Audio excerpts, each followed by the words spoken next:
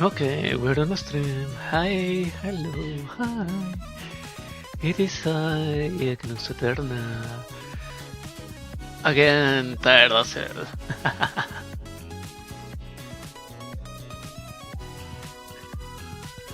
Give me a second. Let me put this on Twitter and blah blah blah blah blah.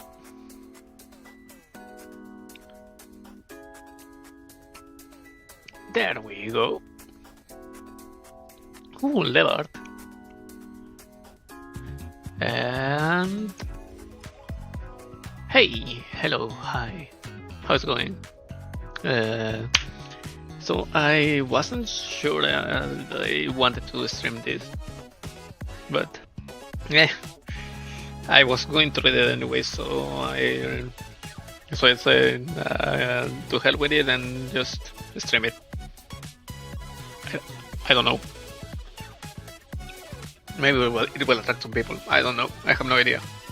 So the plan the plan was going to be either stream this, the needy Catgirl Overload, yay, or Enfield CC. But today I don't have the brain to play Enfield, so I'm gonna kick it to maybe Wednesday. So we're going to do half of this today, and then is it Tuesday or tomorrow? So how long is this? Oh damn, 5. Damn. Okay.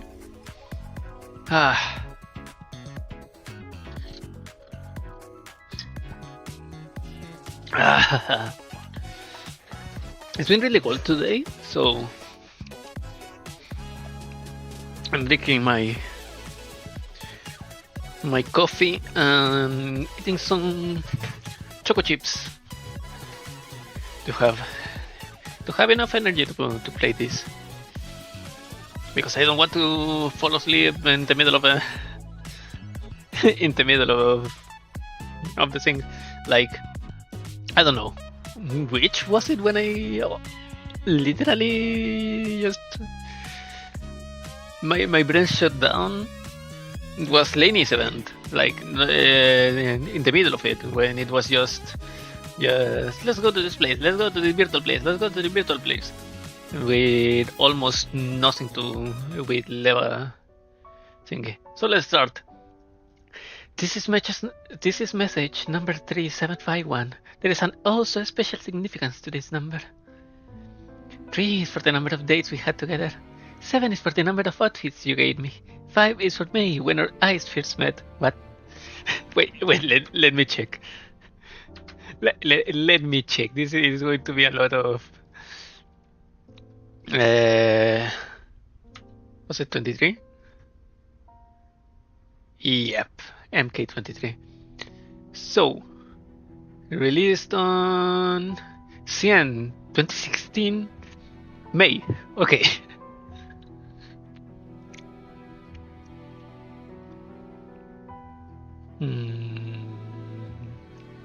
So yeah. For me, when our eyes first met, and finally the number 1 is what you are to me and what I am to you. We are each other's one and only, aren't we? Girl, you're drunk as hell. You're drunk in your own delusions. You know, I'm not scared of waiting anymore. That's because I believe that our bond is stronger than any trial it might face. It is strong enough to overcome anything, for better or worse, for richer, for poorer, in sickness and in health. And not even death will do us apart.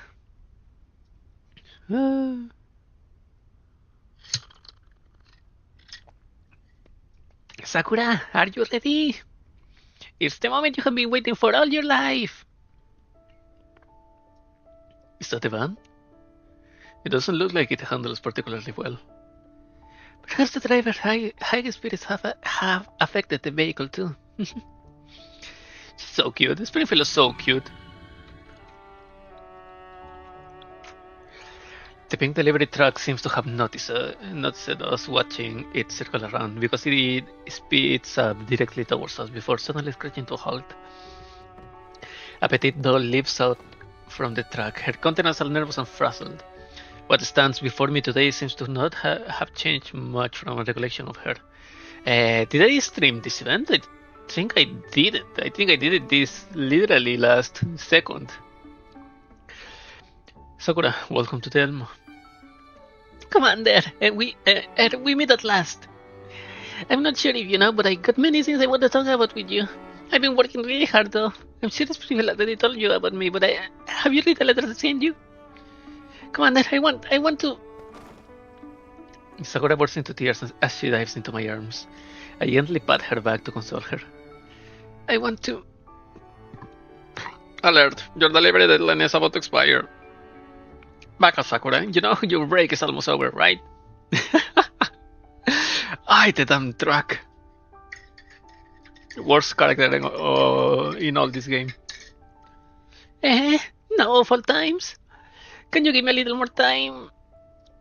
Sure I can, but for every minute you delay, you'll have a complaint field. Once that happens, the review have worked so hard to build will go down the drain.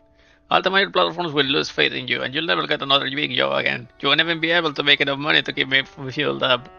God, you bastard of a truck. Bastard of a machine, of a vehicle. Why is this happening? I only just managed to meet the commander again. Oh, life. Can you cut me some slack just this once? It's alright, Sakura. We won't be traveling too far from the settlement for the foreseeable future. So you can come back anytime. Noticing Sakura's tears-filled eyes, my hand moves on its own toward her head. Sakura trembles. Then she squeezes her glistening eyes shut and rubs her head against my palm. What's that noise? Wait, Commander! You sound like Mei-Ling. Go on then. Did you say everyone in the Yellow Zone was counting on you? We have a room waiting for you in the Elmo. We can talk after you're done, right? Aye! I'll put the metal to the metal and blast my way through at top speed. After wiping her tears away, Sakura runs back to her truck.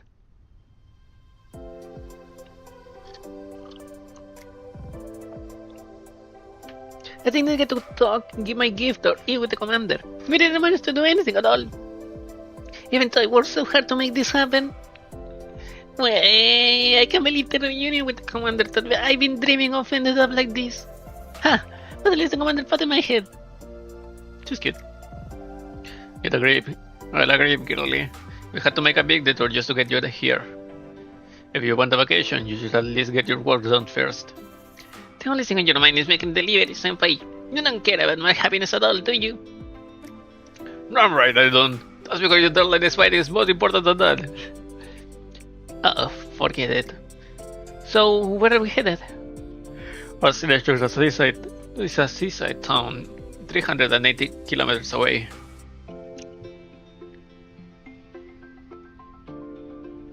From Odessa? Wait, no. So, the commander is like... in the middle of Ukraine? Or northern Ukraine? Near the Caucasus? Maybe? Probably? Let me... Where? Ukraine... Oh yeah, they were in Lviv, of course. So...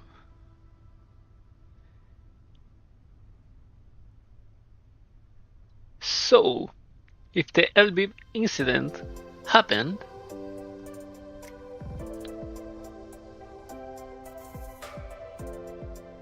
then... hell.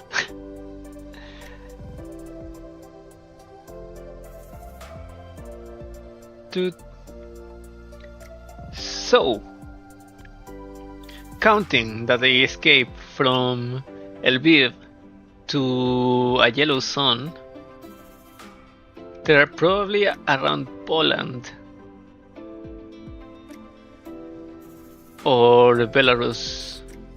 So that means that the city, the seaside town, may be near Gdansk or yeah, but Gdansk is red zone or black zone or close to that. So it may be part of the NRSS. So it may be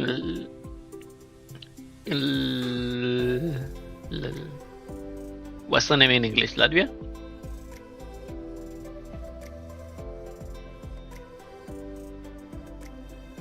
Maybe. I don't know. Well, anyways. Her destination is a seaside town 380 kilometers away. Goes by the name of Port Mika. Okay. 380 kilometers isn't far, but we have lots of deliveries to make once we are there. I hope we can wrap them up in a week's time. Alright, here we go. Full speed ahead to my lovely-dovey reunion with the commander. Chan! Just as Sakura is about to step on the gas, Adol suddenly jumps out from the roadside. Yeah! A fake accident scammer? Damn it, that's the yellow zone for you. Go get him, Sakura. My friend, oh master of the savage beast, heed my words. For salvation to bless the commander's home and estate, we must proceed with post haste to the lucky village. So please, grant us passage. Yeah, what's going on? Dushe, what? Let us go back an hour.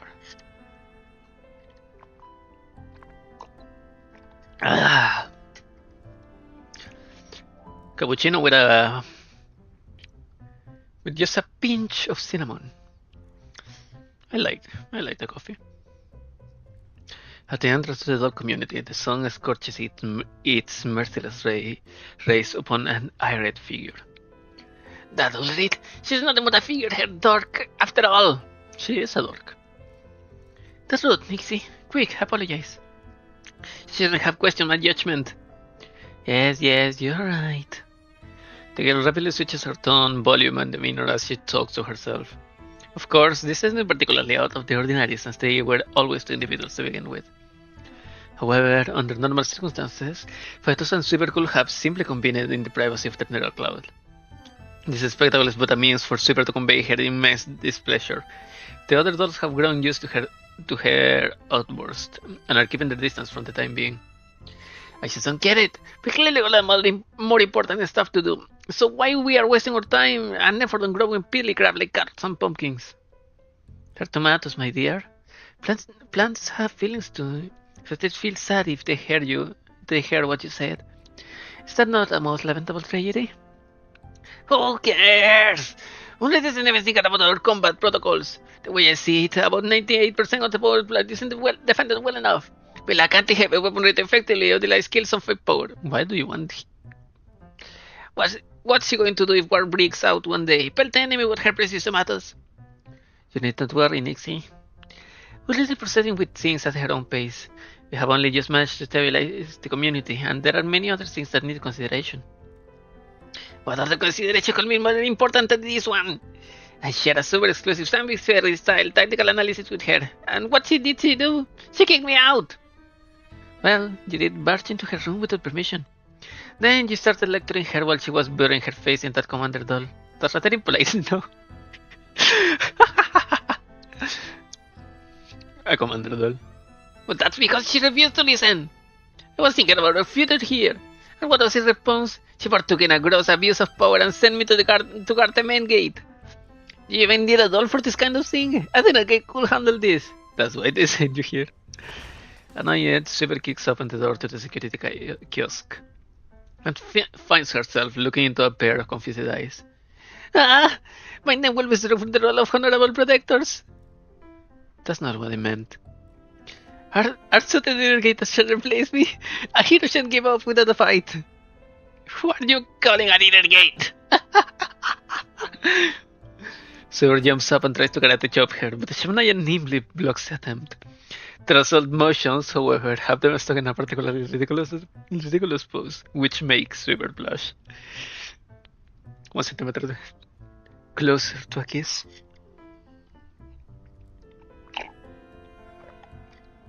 Ah, nice coffee. She can hear fetus giggling in her mind as all this is going on. What are you doing here anyway? Supreme Leader had personally anointed me as a border guardian. Don't you need more people down on the test plots? Indeed they do, and 'twas my fervent desire to grant them aid in the plenty garden of the gods. However, Helen has taken up those duties. Huh? Helen said she liked doing that sort of thing. And here I thought it was because you had a black thumb. Such a slander! Nay, she proclaimed that heroes ought to do more interesting and exciting things. And so you choose to come here and space out? The whole community's grand border is mine to guard. What is there to doubt? Hey, I stand watch here because disaster is about to... Hold it. Well, this is an important duty. You can protect anything by sitting here. What do you think the real threat to the community is? Quiet, exasperated Shackle feels there.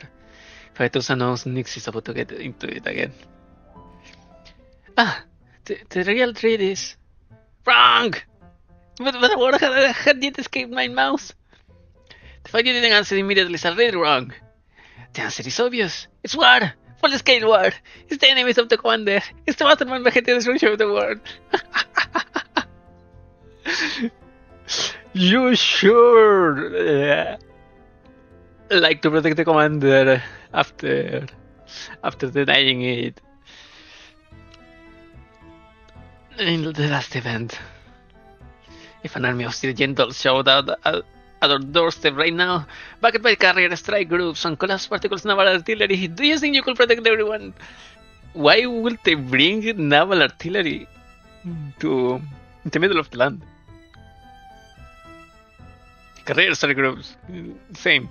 Wait, would something like that actually happen? The Shivnaya furrows her brows. Immersed she is with the annals of the apocalyptic prophecy. Well, there's the rub. But we needn't fret. The commander is our god, after all. I'm sure he'll find a way to save the world. All heroes have to do is obey the commandments, oh god. Oh, please. The commander isn't a god. He's just a human being. That said, I have to admit he's a human with an iron will. One that Satisfair had to respect. Cerberus as Cerberus as decisive as Nemium. No way you're comparing me to a big dinner gate.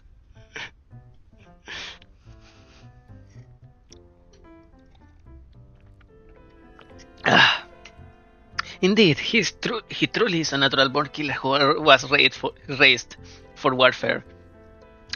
While most of that just goes over the Shemnaya's head, she finds herself nodding instinctively. So the question now is, what does he need? He needs a multi-kiloton land battleship, loyal and overwhelming firepower, as well as a meticulous and perceptive combat support AI. Can the whole community provide those necessities? That's why he said he's going to dump us when war comes. But yeah, we can even protect ourselves, and we always have to rely on the commander. But I'm sure he won't just cast us aside. Even if he doesn't abandon us, he's not going to value us either, right? We'll end up as swarming dolls, working the fields day and night. All we can do is watch the other dolls do great things. We might be invited to make up numbers at the victory celebration, but we'll never be the focus of the commander's attention on the battlefield. Sweeper delivers each word with such conviction that she doesn't even hear fighters sagging inside her head. But maybe, what if that's already happening? I mean, it's been a long time since I have seen you sent on a mission, although some newcomers have. Could it be that... Indeed, this is the perfect opportunity. The commander is already making his move. As I thought, he spent those 10 years lying low, sharpening his claws, observing the world and waiting for an opportunity to strike. And now in one fell swoop, he seizes territory, resources and loyal soldiers. I am certain that we too can achieve such lofty goals. Indeed, I will lack his courage. Fetusa can sense Sweber's spirits racing. It's at the point where nothing she can say from inside her mind can dampen her mood. Perhaps it's because she has a better listener than older in front of her. Even some sphere made all of them into dorks. I still want my scarecrow though. Where is she? Where is my fluffy ponytail? Twintles girly.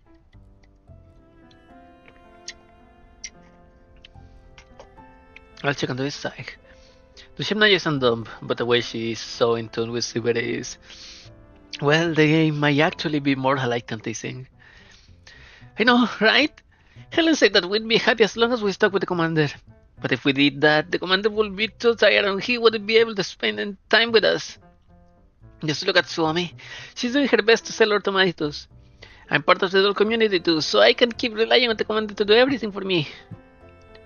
Yeah, he's an absolute madman. Not only he's on the UNC most wanted list, he stands tall as an eternal enemy of Sandwich Ferry. Plus, there's that heart of his, which scorches the land with sheer ambition.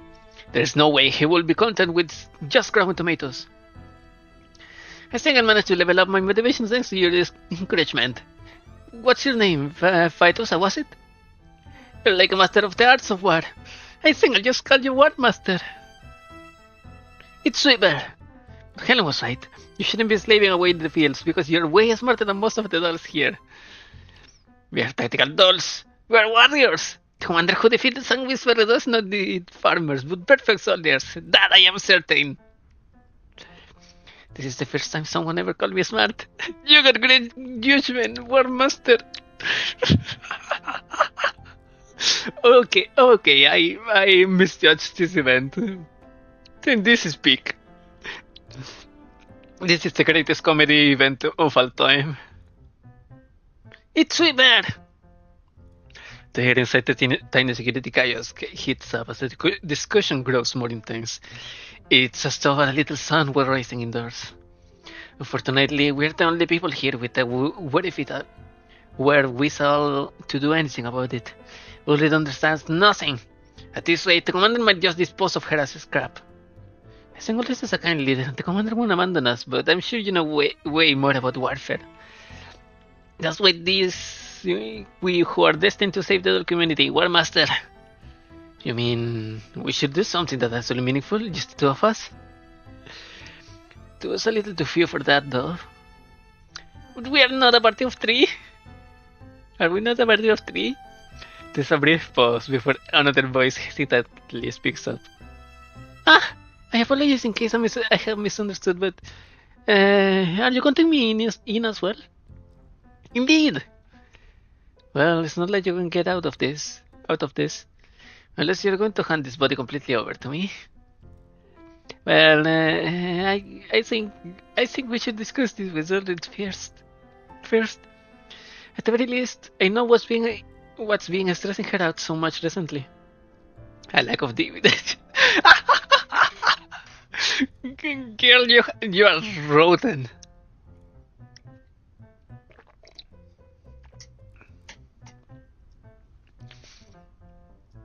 She's just like the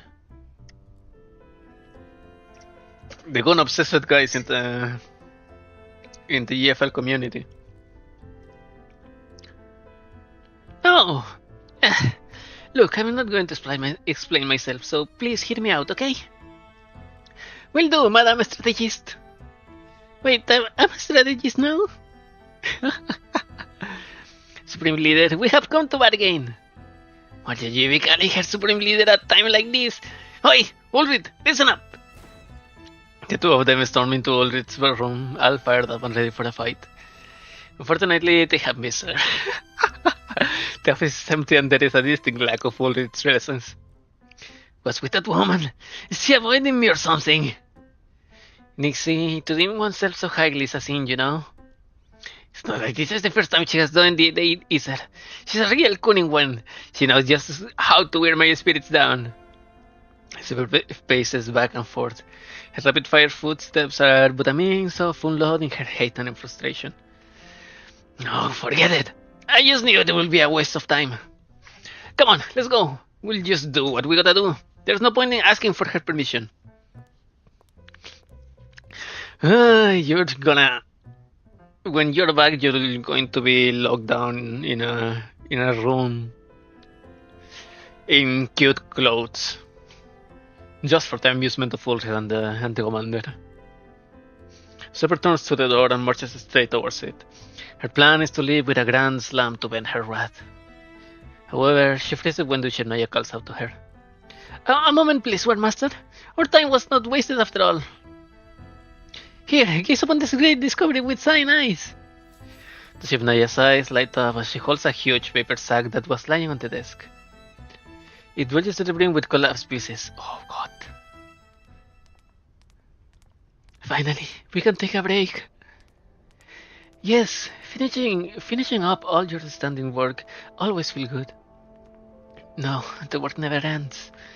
Although the community situation has improved rapidly thanks to everyone's help, our recent trade deal with Mokosh has doubled our workload. Also, there are girls who want to get tactical modules installed so they can help the commander out. We need to at least come up with a training plan for them. Olen and Helen walk down the corridor side by side. They are doing their best to slow their pace down to prolong this rare bit of free time they have been allotted. After all, the dolls have now experienced what Meilin refers to as being so busy you forget to breathe. What are you going to do afterwards?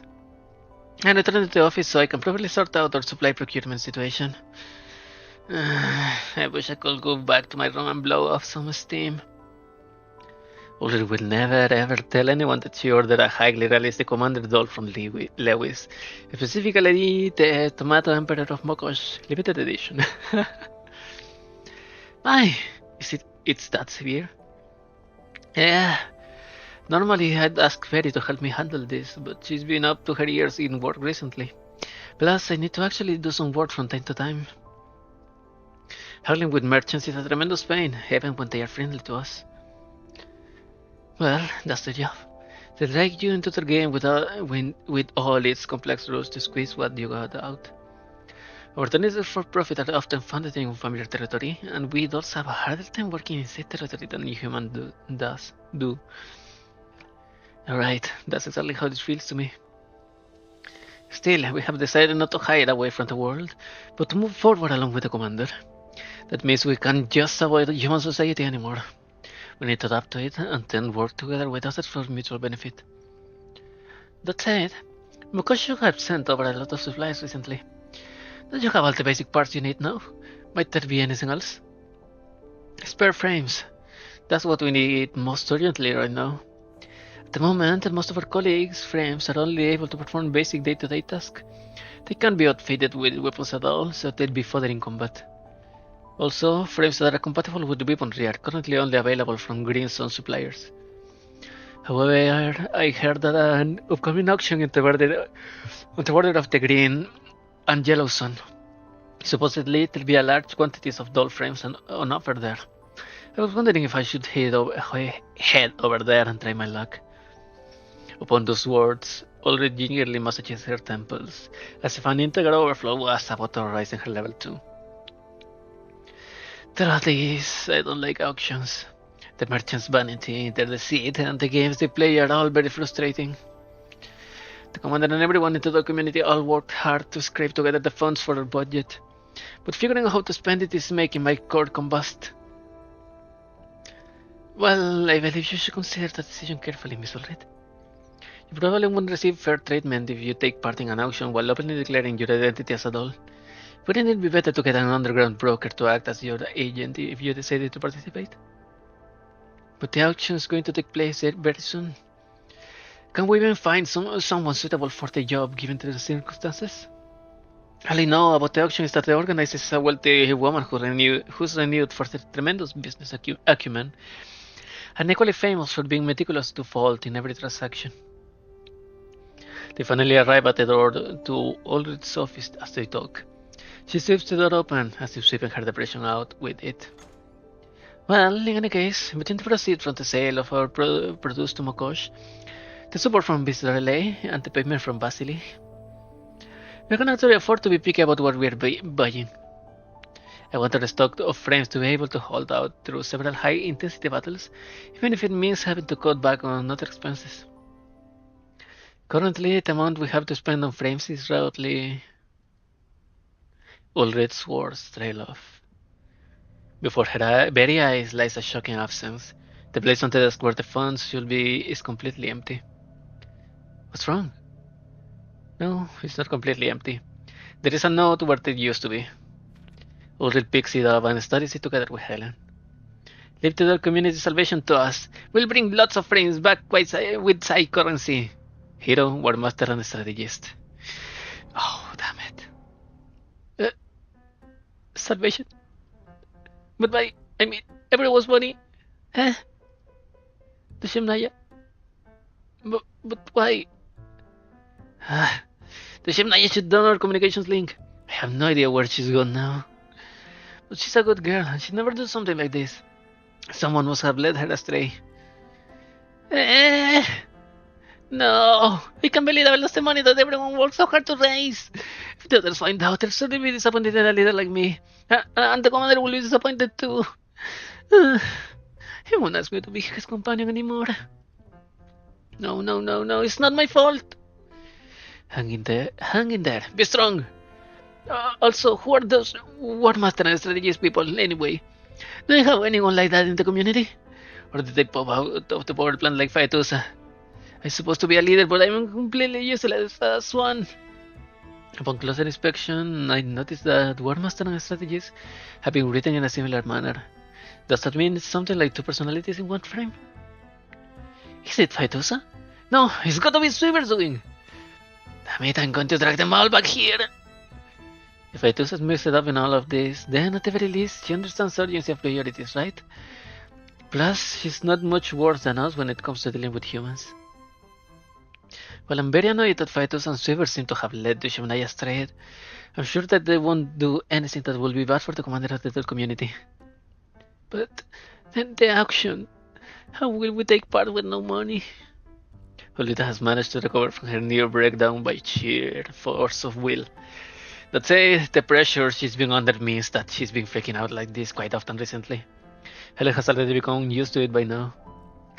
But you hate auctions, don't you? So we'll think of another solution. Well, I'm not happy about this. It's the only thing that helps me maintain a positive mindset. But if they end up losing the money, I won't let them off the hook that easily. Got it. I'll ask Musung Squad and 404 to keep an eye out for the Shemnaya and the others while they are in the field. I guess that's all we can do. Still, what will the Shemnaya need all that money for? Well, this was quite reckless. She always cared about the community. Could it be that she or Faetusa really do have a plan? Let's think positive and assume that that's what they have in mind. In any case, I doubt she'd go to an auction, right? Of course not. Why would it be interested in a horrible place like that? So I guess they have gone to look for an underground broker? That seems to be the case. And besides, they wouldn't know anything about the auction. Only for the brokers I know. After a brief silence, the tension in the room finally eases up. A cool breeze wafts in through the window. Had that tempest of frustration been nothing more than a passing mirage? So, do you have any other solutions to the frame problem? Ever since the commander become a fugitive, more and more ex-Griffin dolls have to come to realize that he needs their aid. A lot of them are quite influential in the yellow and even the green zones. I was planning to employ their assistance in coming up with a solution. As dolls, it's only natural that we want spare frames for ourselves. If we don't go overboard with purchasing, it will arouse suspicion. Are they all going to help the commander? We have all been preparing ourselves to be useful to him since that day 10 years ago. The feelings engraved on the dark clouds will never fade. And it's all because the commander gave his dolls the right to decide their destinies. How wonderful! Had I encountered the commander earlier, perhaps even I could have become a better version of myself. Wait a minute. I just realized something. I haven't received any notice of our vehicles being requisitioned or stolen, so how did they even leave? Please.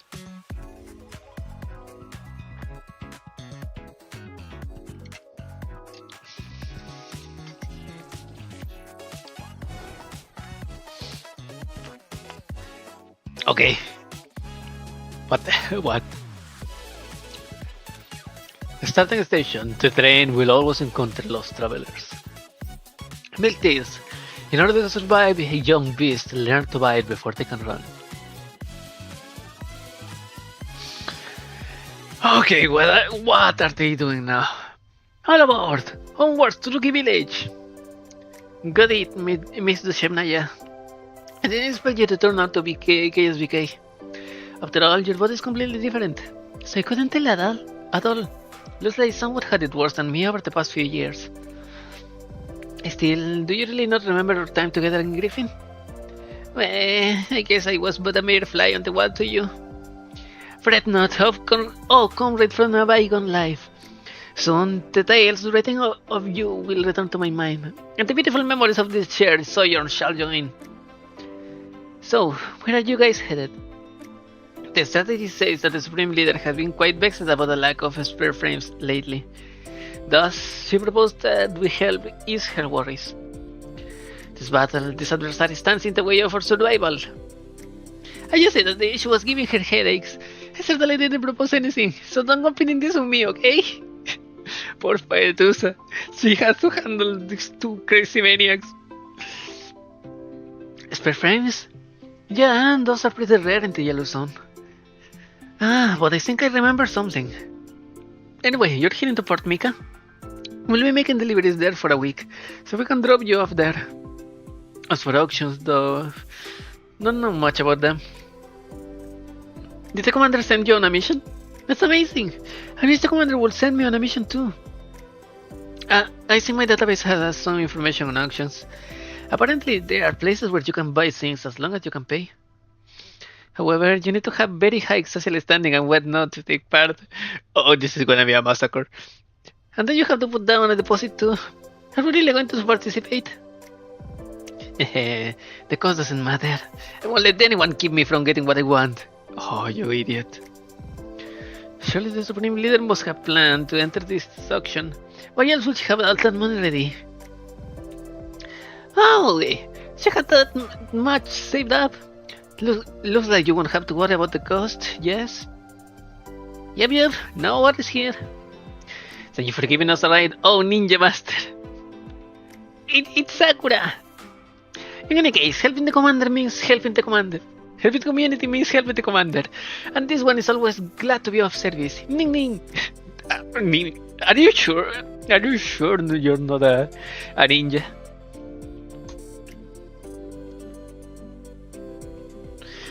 Next, you're going to say, Ninja Yanai Samurai da. So this means I'm actually helping the commander out, right? Yep. An important operation like this concerns the future of the doll community, so I'm sure the commander will support it. He'll definitely praise you when the time comes, Sakura. Really? So the commander will pat my head against the reward? Baka Sakura, keep an eye on your deadlines. And these two. No, these three is even less trustworthy than Sakura. Why would the great commander send them to carry out a mission like this? Or did they just head out on their own? Forget it. If they mess up and get fired, Sakura's position in the picking order will go up too. The Elm is just another workplace, so I'll just disregard it for the sake of Sakura's future. This asshole of a truck. Yeah, that was close. Alright, it's just up ahead. I need to make some other deliveries, so I'll be heading off now. I'll be passing by here again before I head back to the Elmo though. I'll pick you up then. Huzzah! Bye-bye, little ninja. Destiny will lead us to another encounter. It's Sakura! Ninja Yanai! Ninja Yanai! To Shemnaya, Paetosa dismount from Sakura's truck and walk from the beach to a cobblestone path. A town stands before them. Its name is Port Mika, a small, hard-to-find footnote on the map. Yet, it now stands before them. For the Shemnaya and her friends, the air here is exceptionally fresh compared to the Yellow Zone. The colorful plazas and well-preserved buildings paint a portrait of advancing civilization. Wait, let me check. Hmm.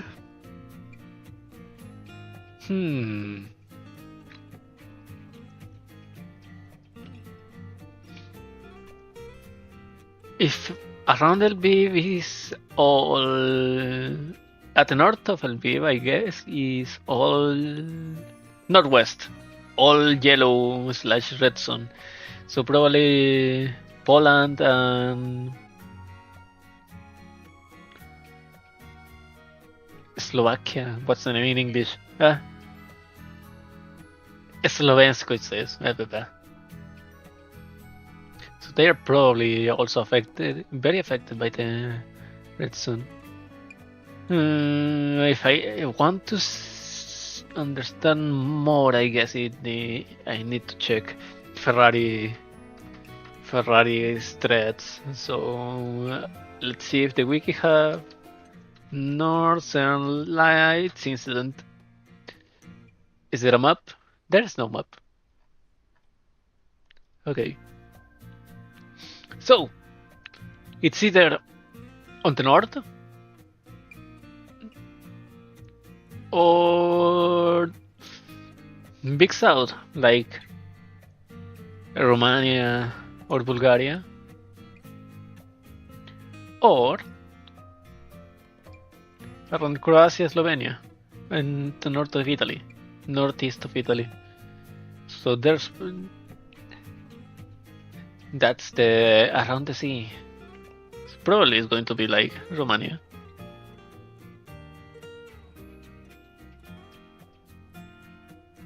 So, but I still don't know.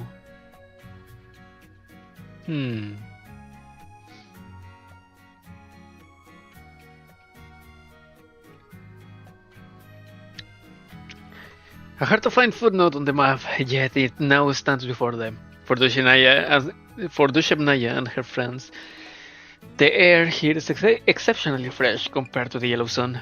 The colorful plazas and well-preserved buildings paint a portrait of advancing civilization. This place is so pretty. It's even more moving when you think about how this place is technically still in the yellow sun. It seems that as long as you have ample income and manage your finances well, you can live a decent life, even if you're in the yellow sun. It's a mess, that's what it is. They sacrifice efficiency for this so-called progress, and there's pollution everywhere. They say this isn't pollution, it's called graffiti, a form of street art. You call this art? It's just lame. Plus, it's not like they have infinite resources either. The humans are so troublesome that they have infected the adults in the community with their inefficiencies too. Dushebnaya, have you found the location of this auction yet? Don't rush me, I'm consulting the Dry Scroll. Let's see, Rookie Village, Adventurers Guild, got it! What? Prissy, War Master, bestow upon me knowledge of where Fort Mika's Special District number 3 is. How should I know? Whoo! Hey, that design rocks. I know what it is. But she has an eye on her hoodie and yellow eyes, so I don't trust her. A girl's voice suddenly chimes in from beside them. Big sis, are you all from the outside? Yes, we are. Meet. You cannot call someone Miss NPC. You cannot call someone on the street an NPC. Miss NPC, we're heroes who have come to Rocky Village on a quest to save the world from impending doom. You can call someone an NPC. How can you even say all those nonsense with a straight face? So what did the humans do to you? That's so funny, Pixies. Want me to lead the way for you? Yeah, this totally isn't suspicious at all. Maybe a round of enhanced interrogation will. Suddenly, a mighty force seizes the control of Super's frame. Before Super can raise her hand, Phytosa smiles at the girl. Oh, that was most lovely. Pixies will be counting on you, little girl. Phytosa's entire demeanor has changed. She approaches with an excited look on her face, her hands flailing restlessly. These vibrant, cute little human pups.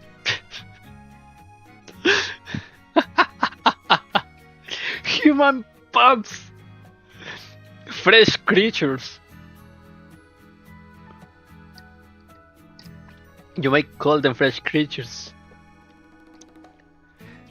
Anyways, these vibrant, cute little human pups, kids in other words, can be compared to the commander, of course. However, Phytos' base layer logic is filled with instructions about cherishing and protecting humans of their age group. So you have a... Why do you have motherly instincts installed in your frames? In your database? In your neural layers?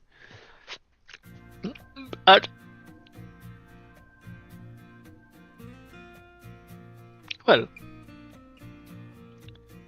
Nixie probably doesn't have that. Sweeper doesn't have that. But Phytosa may have. Because she's like a... She controls the power plant. So she has the botanics, human care, and the power plant caring data. So next time you're going to tell me that she also has perfect adaptability fire for a WF 360 day. Come with me. Special district number 3 isn't far off. The group follows the girl into the town's alleys. After passing through a series of narrow, twisting paths, they arrive at a quiet, deserted street. Here it is, Special District number 3. Why, thank you, you're most kind. What's your name, little girl? I'm Zoe. That's such a cute name. I don't know how to convey my gratitude, so... You don't ask that to a child, Phytosa. She looks at Phytosa's half-voiced hand. Zoe beams with a sunny smile. Make sure you remember me, okay? With those words, Zoe pulls on Phytosa's hand and stands on her tiptoes before giving her a kiss on the cheek. Have fun! I'll be off now. All the Shemnaya sees now is Phytosa frozen in place. She doesn't see the raging storm inside him near a cloud. Yeah! Was that a kiss? Seems like it. More importantly, did you feel that? Her lips are so soft, so strong, he did a puppy. There was a delicate texture that only humans possess. Ah, God. Ah! Why are there the 3 of them alone?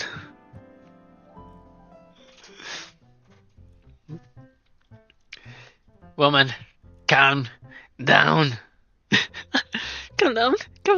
A human pup just kissed my cheek.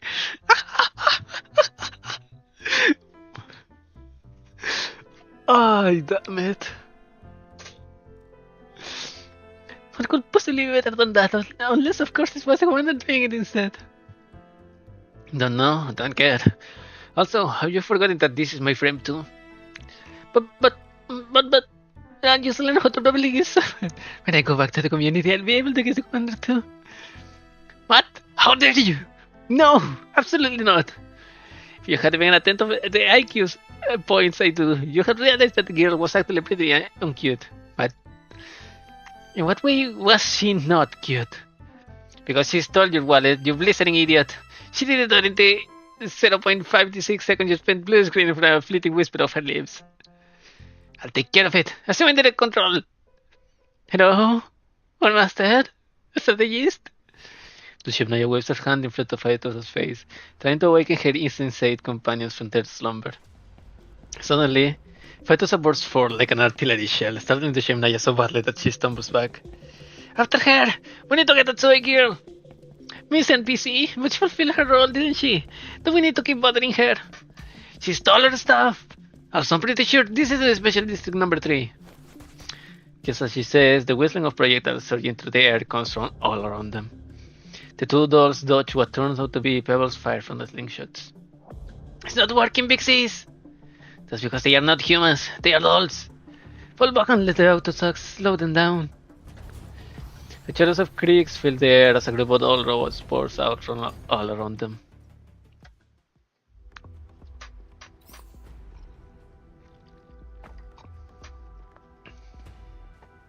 I don't think that there can be a better written comedy event than this one.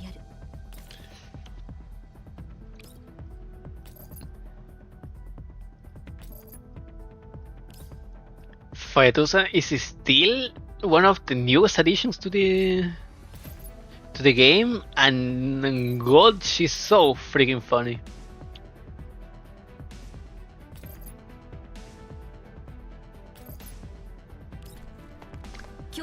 Wow.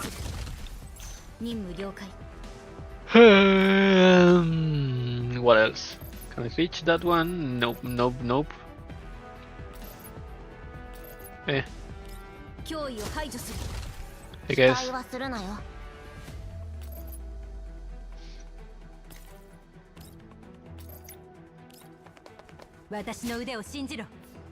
We'll read. 了解。早く命令しなさい。6 out of 8. 良いのか？ Can I reach with? Nope. No, I can't. はいは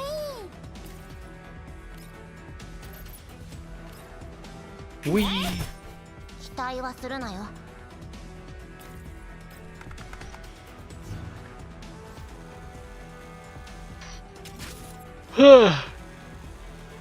What are they doing?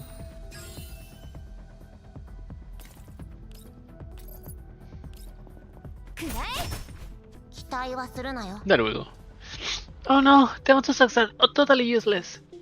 Run away! Hit for the secret tunnel! Are they all human pups? Let's grab one for the starters. Super and Bishop Naya react immediately, crossing the entire street in one movement. Just as they are about to grab those kids, a figure suddenly cuts in from the side. Done. Super slams on the brakes is not because she fears the weapon flashing out at close range. Rather, it is because she is afraid that hitting the slime figure before her with her enormous momentum will send them flying away. Standing before her is Zoe, holding a taser that emits an actinate blue arc of electrical current. There is a ruthlessness in her face well beyond her tender years. She's clearly not afraid of hurting others or getting hurt herself. This attitude of hers has earned her some respect from Super. However, she's a girl who is barely in her teens. Against a tactical doll, anything she does is nothing more than an effort of flailing. That's enough now. What?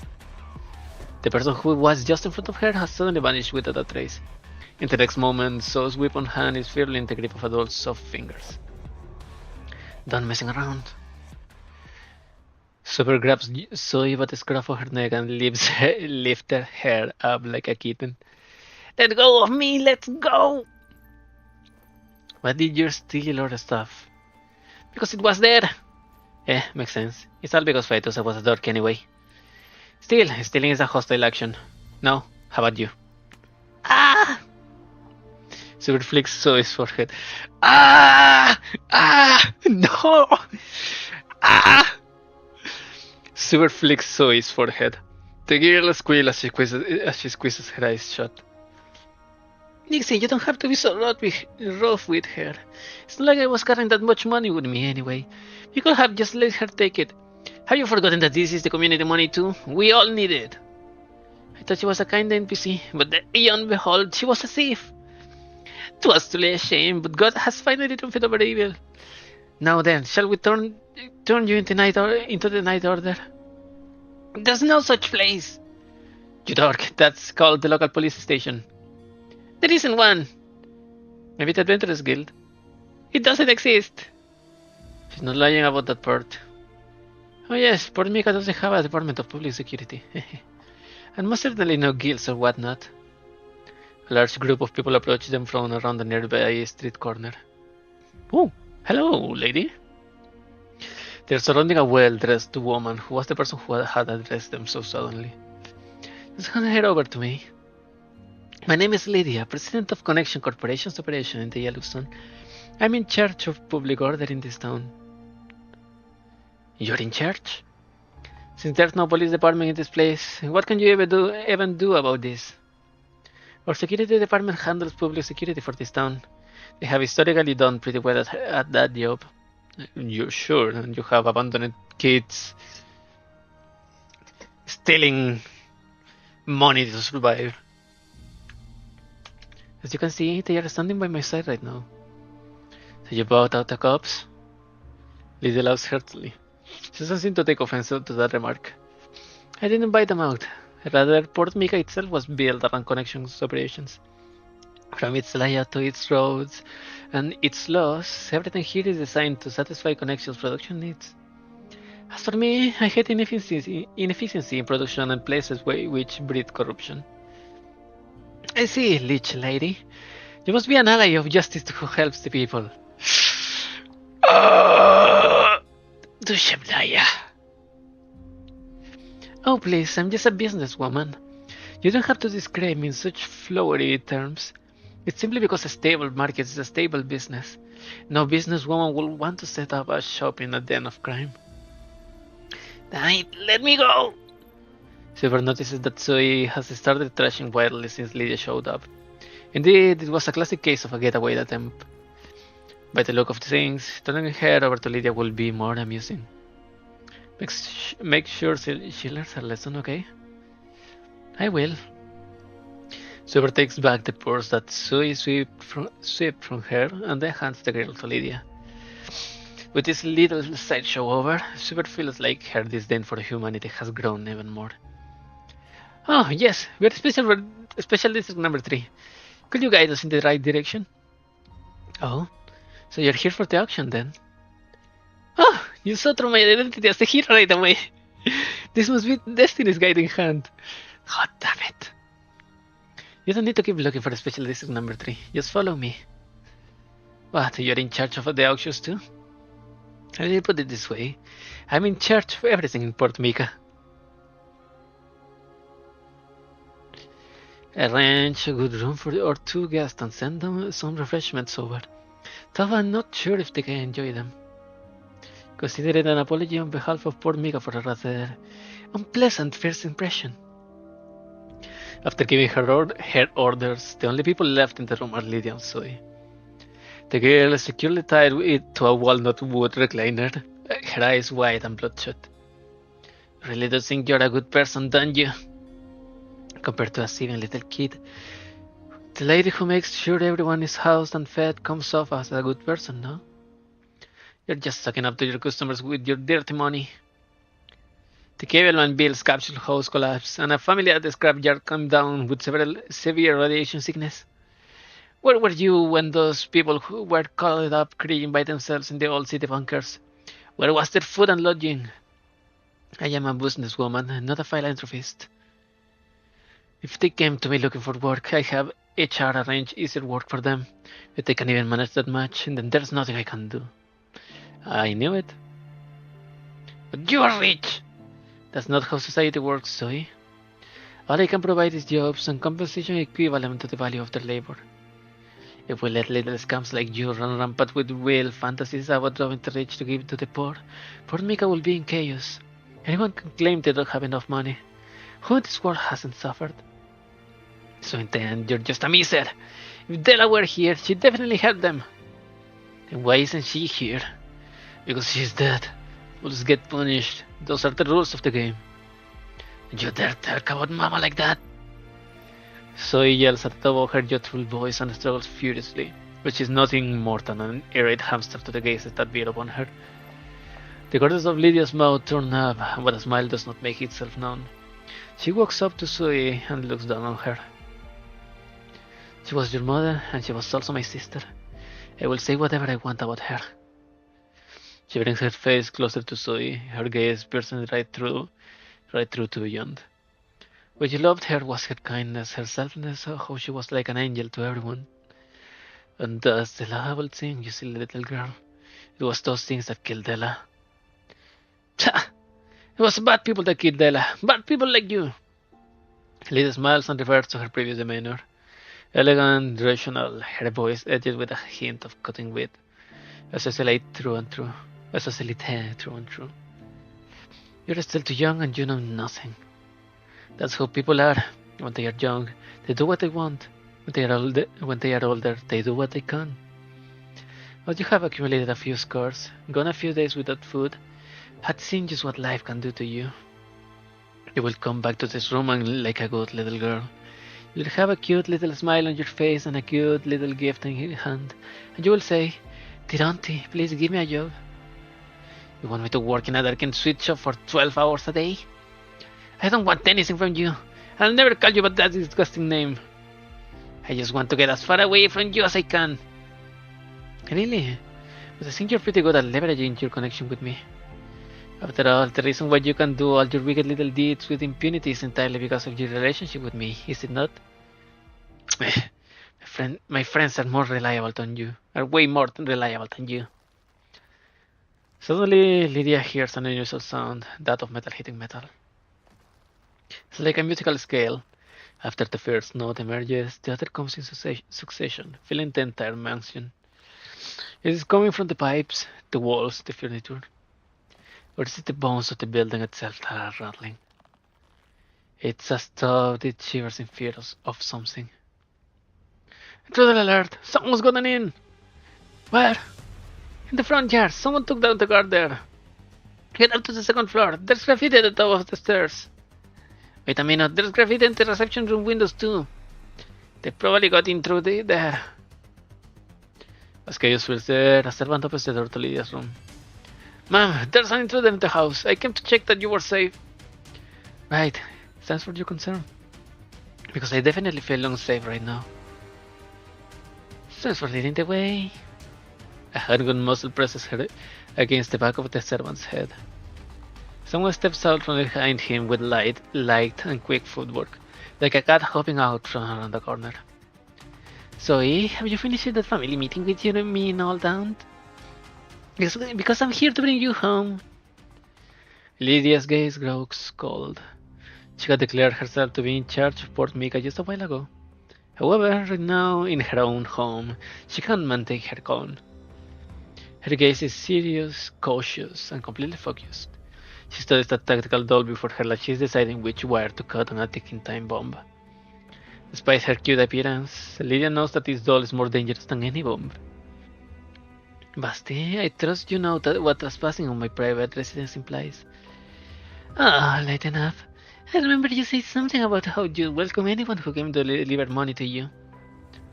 Basti slides a bag across the ground like a bowling ball. Is that enough to pause her bail? That should be enough, right? If not, I can make up the difference with a few bullets. Lydia doesn't respond. Instead, she turns to Zoe beside her.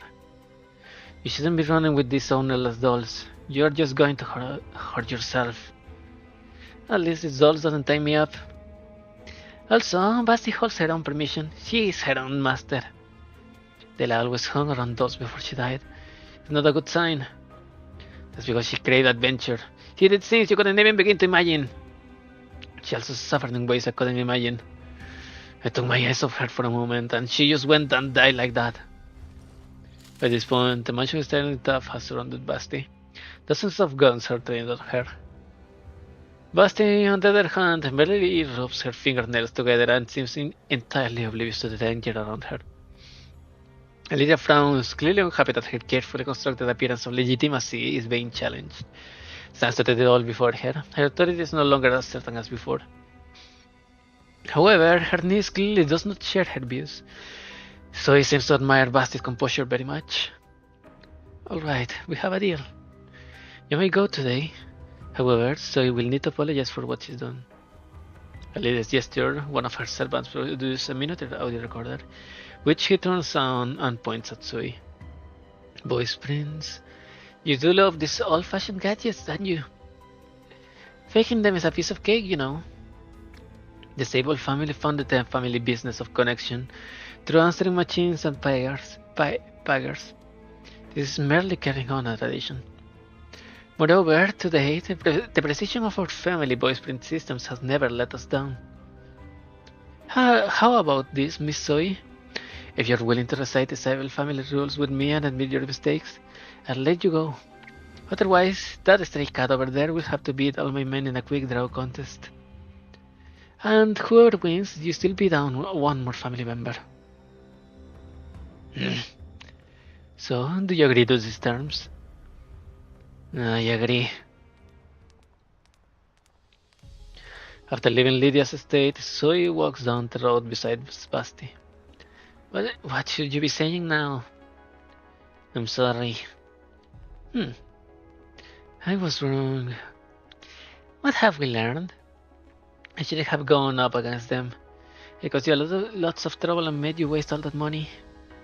No, you got it all wrong. Eh? In this world, nothing you do to get what you want is wrong, unless you get caught doing it. Remember what I told you, running away is always your best option. But I couldn't break free. Then put on a show, fake being sick, pretend to be weak or something. Once the other side lowers their guard, you'll have a chance to flee. Oh, so you can do that too? Well, now you know. Be smarter next time. Got it. You know what we are going to do next is very important, right? I know. I'll do my best to be useful to that great hero.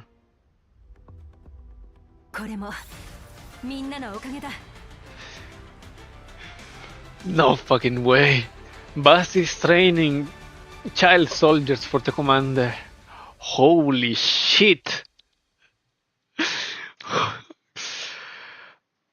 Oh, hell. Data information change. No. Okay, let me go get some. Go to the bottom for a little bit, and I'll come back to keep reading the event. Pop up.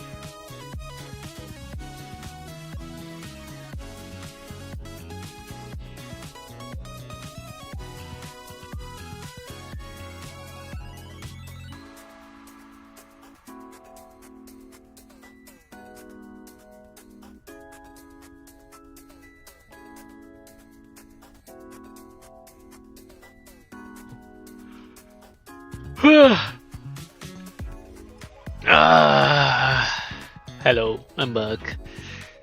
So, what's the verdict?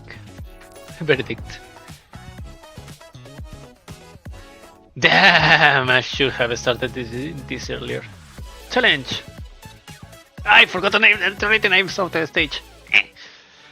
The next day, at Portsmouth Special District Number 3, located here is the HQ building for Connection Corporation, the city's most glamorous business venue. It is currently full of people. Hello, you got a delivery. Package for Mr. Carl? Is Mr. Carl in?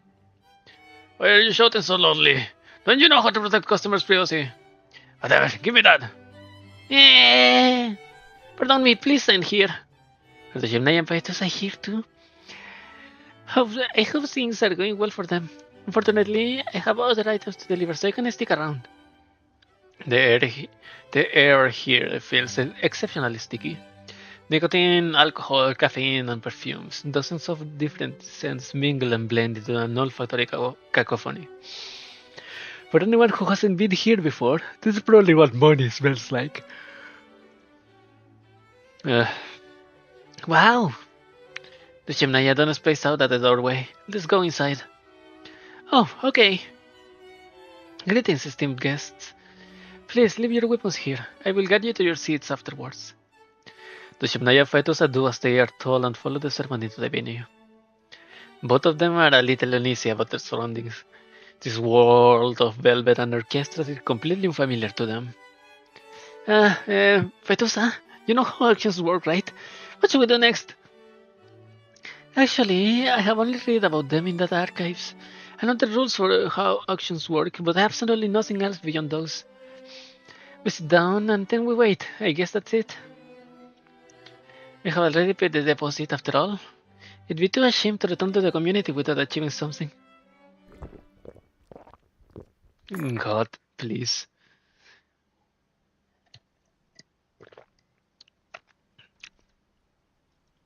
Give me patience, because if you give me strength, I'm going to end it all. Tushemnaya looks at the two drinks that have been set on the table before them. She picks one up and downs it. It's bitter. Blasted beat is very much has been venom. Is it supposed to be coffee? Eh? Since when did coffee taste this bad? Stephen and Helen make yummy coffee. Petusa takes a sip of it as well, then sticks her tongue out in disgust. Yeah, it's really bitter. Yeah, humans do have varied tastes. I think I prefer what the commander likes. The coffee here is an espresso without any extra ingredients, so it's found to be very bitter. It's mainly there to keep the participants as alert as possible. Yo! Fuck Nugget! She's here! There are sugar cubes in this tin. Add as much as you like. A girl who was passing by provides them with much needed clarification. The Gemini studied her animal ears for a long time and finally concludes that they aren't simple fashion accessories. Are you a doll? Yep. Was it that obvious? Sure it was. Your ears look so cool. Hey, my name is Vaylin. My table is next to yours. Want a few sugars? It will help improve the taste of your coffee. Oh, yeah. Sweet spearing savior, my finest thanks. Just as she reaches out for the tin, another hand suddenly appears and snatches all the sugar cubes away. She turns to glance at Dushemnaya, then proceeds to toss them all into her mouth, noisily crunching them all to bits. Hey, you sugar thief! You, what are you doing? No, you know I like sugar. How are them? All! Every single one of them!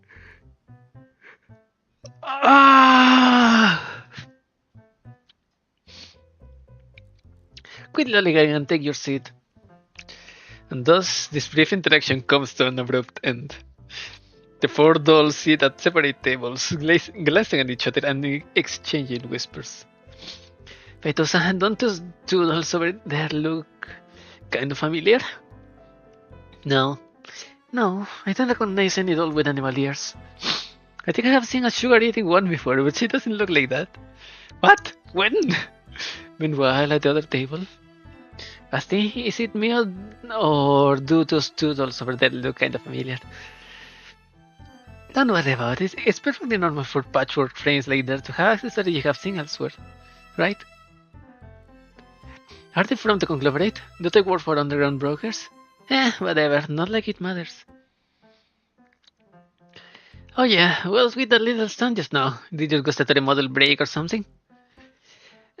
Such woe to have a partner blighted with such naivety. Can you tell? I was giving them a hard time. But why?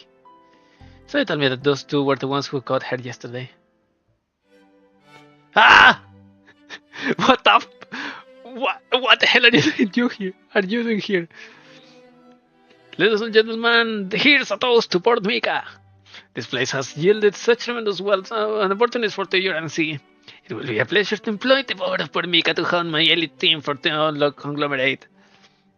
Come, feast your eyes on your team of professionals.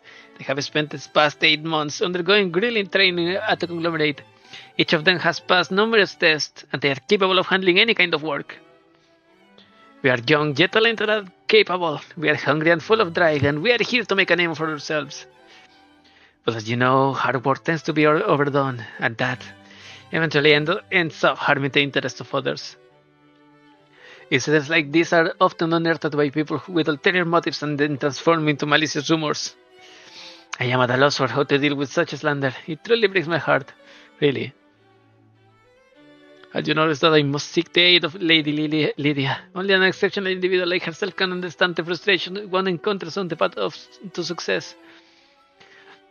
The guests have heard much about this young man called Carl. The media loves to describe him as the entrepreneur who clawed his way out of hell. Despite the hyperbolic language he used, it's actually quite a fighting title. Not long ago, this wealthy young man was written off as a sacrifice along with the scandal-ridden Girard group, sinking into the ocean along with his cruise liner. But recently, this man who was supposed to be dead has returned to the public eye, now with a completely new identity. A business manager of such Faven. Of course! And now he stands in the limelight, handling dirty and tedious work like a faithful mutt, leashed by the Orlo conglomerate. Many businessmen have chosen to keep him at arm's length. However, the master of Port Mika does not share their opinion. Lydia slowly rises to her feet from among a group of upper-crust audience members. Carl, you have definitely made the right decision. Everyone knows that the company founded by my father, Connection, has become the premier telecommunications service provider for the UNC. Our market share has been the envy of many of our competitors for several years now. All this stems from a simple wish, the desire to provide convenient comms to our clients. Convenience, well, is quite possibly the most expensive thing these days. We have invested manpower and resources to install connection signal equipment into every signal beacon across the UNC. These efforts have yielded results, and now over 70% of the Yellow Zone's communications users have chosen Connection as their provider. Our clients have given us the strength to move forward, to achieve a great labor beyond our wildest imagination. However, it is still not enough. For a long time, White Area Communications have relied on UNC's framework and on the signal beacon network that they built. However, things are different now. We have a game changer, something the UNC does not possess. Tomorrow, Connection will launch the very first airborne signal beacons. The audience owes and asks and wonders. Rumors have been circulating that Connection is working on a revolutionary piece of technology, using arrays of aerial drones to serve as flying beacons. To date, the Yellowstone signals base stations have all been built along the UNC's transport network, using to restore the construction to withstand Elite's attack and an extreme weather.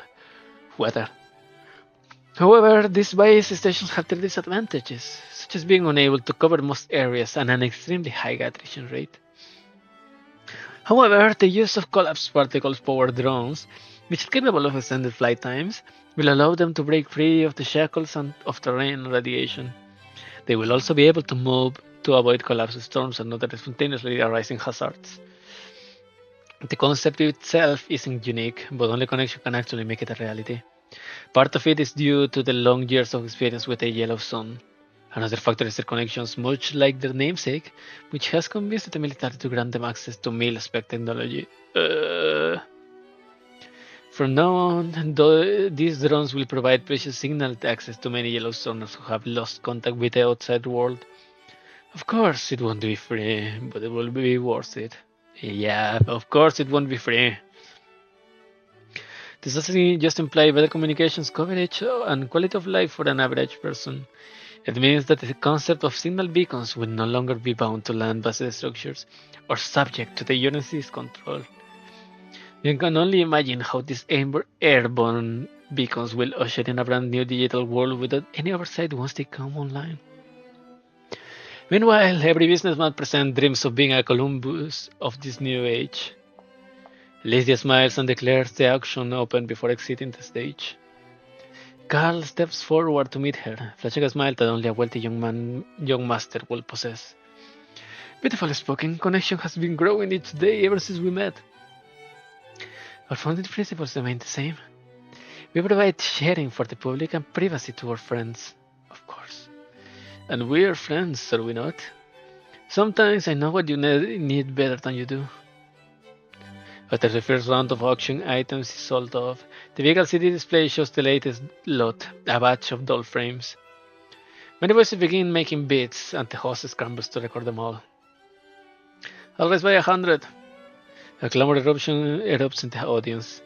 After all, Carl's first move was to double the starting bid price. Lydia watches with mild interest. She knows this young man from Orlog is just showing off, but she sees no reason to object to it. After all, this vulgar display of wealth is dedicated to her. I hear people say that you don't like dolls. That is correct. But this is for you, my dear Lady Lydia. I've heard that some people in the city have set themselves against you. If you gave these frames suitable weapons, you could have an army at your disposal. And even if you don't need an army, dolls can be excellent workers too. You're always in need of manpower, aren't you? Are there any more bids? Yes, there are. Number 36 raised by 1. Number 37 raised by 1. Raised by another 100. The air has started to heat up. Note that Carl has raised his bid twice by such a massive amount in rapid succession. The bid price for the lot is far in excess of its actual value. Carl raises an eyebrow and turns to look at Lydia, enjoying the attention from the people around him. Oh, thank you. I'm glad you're going to these lengths for me. But really, you shouldn't have. The manpower issue can be solved internally. Of course you can, but I have decided to bestow upon you this gift. And thus you shall receive. On the race, number 36 raised by 1. Number 37 to follow up. Number 37 raised by 3. What's going on? Carl feels a wave of heat racing into the top of his head. How dare anyone else get into a bidding war with him? He's not an impetus arrogant young master anymore. You sure? He works for Mr. Zimmerman now, which means he needs to know exactly where each cent he spends is going. The big sum he's putting down isn't meant to void the doll frames, but open the door to the company called Connection that Lydia runs. That being the case, who are these people who keep rising over his already outrageous bid? Are they Lydia's stooges? Is she trying to test his wealth? Carl glances over at Lydia. Her eyes are sparkling, but she seems as surprised as he is, because she's looking for those bidders too. Carl grits his teeth. The show must go on. Perhaps backing down will be wise, but wouldn't that also make him look weak to the others? He has no doubt that Sage Faye and Zimmerman, the person who allowed Carl to call him uncle, will not tolerate weakness or failure. Arrest by another 100. Carl forces the words out through gritted teeth. However, before the echoes of those words had even faded from the air. Number 36 raised by 1 again. Number 37, 2. Number 37 raised by 5. No. 36 raised by 1. 37 raised by 10. Number 36 raised by 1. Number 36 raised by 3. A bizarre frenzy has engulfed the auction. The bidding has gone beyond the point of simply making a profit. It's now a race to see who can give more money away. God damn it. The Shemnaya knows that the community's biggest challenge right now is a lack of resources. She's seen the calculations Ulrich has made, and she knows just how precious the fund that Ulrich gave her are. That's why she only raised it by 1 each time. She wants to help Ulrich by purchasing the frame as cheaply as possible.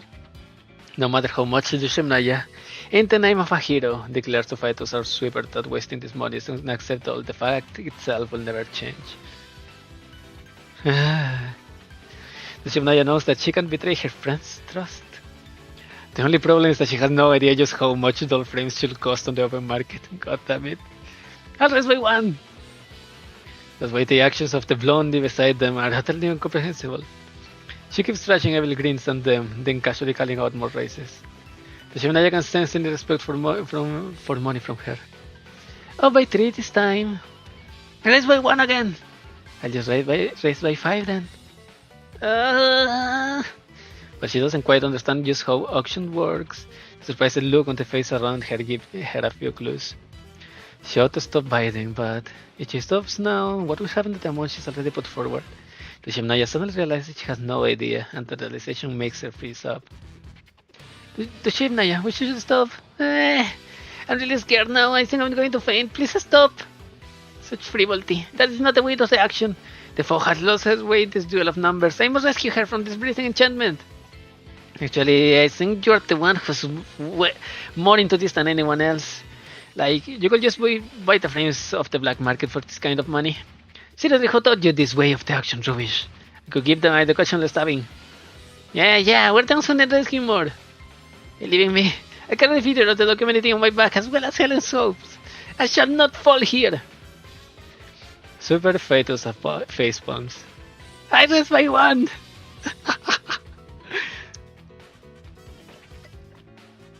However, there is no response from the other side this time. After a long tense moment of hell, breath and silence, the sound of the falling gavel echoes through the venue. Unsold to number 36. Congratulations on winning the bid. She won? Shimnaya is stunned. This victory feels too sudden, as though she had skipped over the process of actually defeating the foe. Or rather, it wasn't her opponent who had lost. To Shimnaya, that's way more than the one we brought along. What do we do? The Shimnaya feels a wave of dizziness wash over her, as she's lost touch with reality. Everything she sees next feels bizarre and surreal. She sees the long number on the main screen, the staffers heading toward her, that wicked little blondie laughing so hard that she looks like she's having a seizure. Damn it, I've been set up! It was but a vile conspiracy! This is bad, I need to do something! As the thought fills her, she mutters all her strength and courage before lunging towards the neighboring table. Hey! The hell you're doing? Being a sore loser? Please stop! No violence is allowed on the premise! The staffers quickly bundle the Shimnaya away while Basti reversing his schadenfreude. Calm down please, dear customer. This is a place that values etiquette and regulations. Please contain your emotions. I'm sorry. So, who's buyer number 36? Shimnaya holds up a paddle reading number 37. Eh? The staffer looks around and sees the paddle with the number 36 on Basti's table. Oh, number 36 is here. After seeing the paddle on the table, Basti sighs within. Then she shoots the Shimnaya an approving look. Damn, you look like a dog, but that was well played. But that's what makes it fun. Fine, you got me. I'm number 36. Alright then, please come with us to settle accounts. I didn't bring any money with me though. All I got is this. Basti holds up a hand. Everyone can see that she's twirling a pistol around her index finger. What do you think? 100 cash now? A gunshot rings out and then the crystal chandelier above them explodes into a cloud of sparks. What the fuck is going on? It is followed by screams at the venue hall descends into chaos. Apart from money, the people here cherish one other thing, their lives. Security! Get security in here now!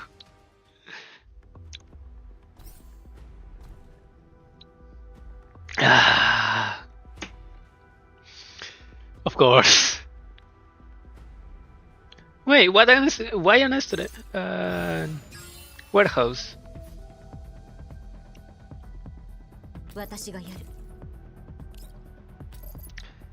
You can kill 3 here.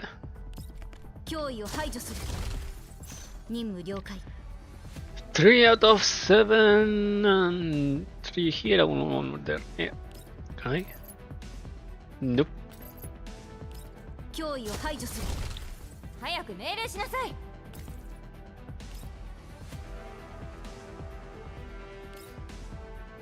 Here. Ah, damn it! Can I?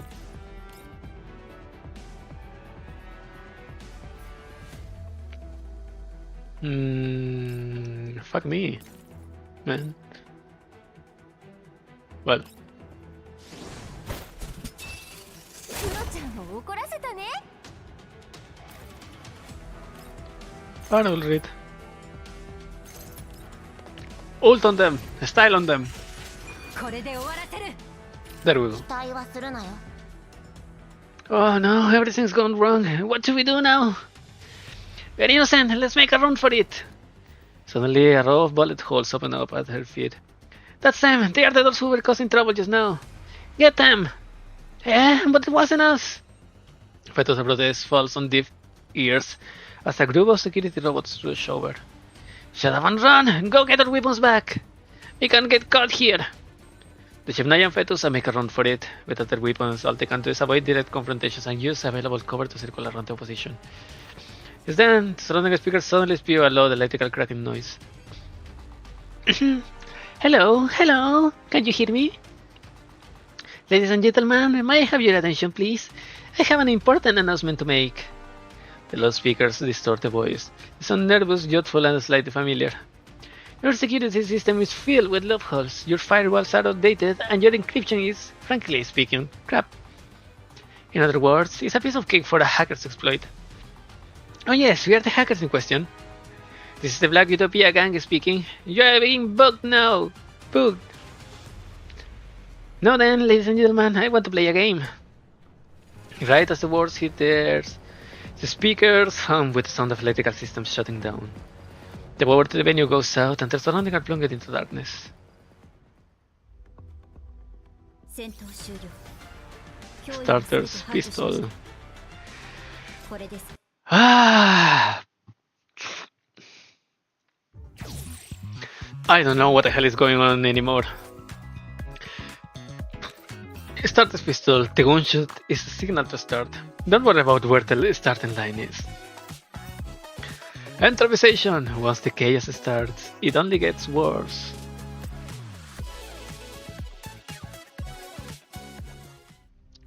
I heard that name before. These books are the Black Hat Hacker org that gave the banks quite a few headaches in the past.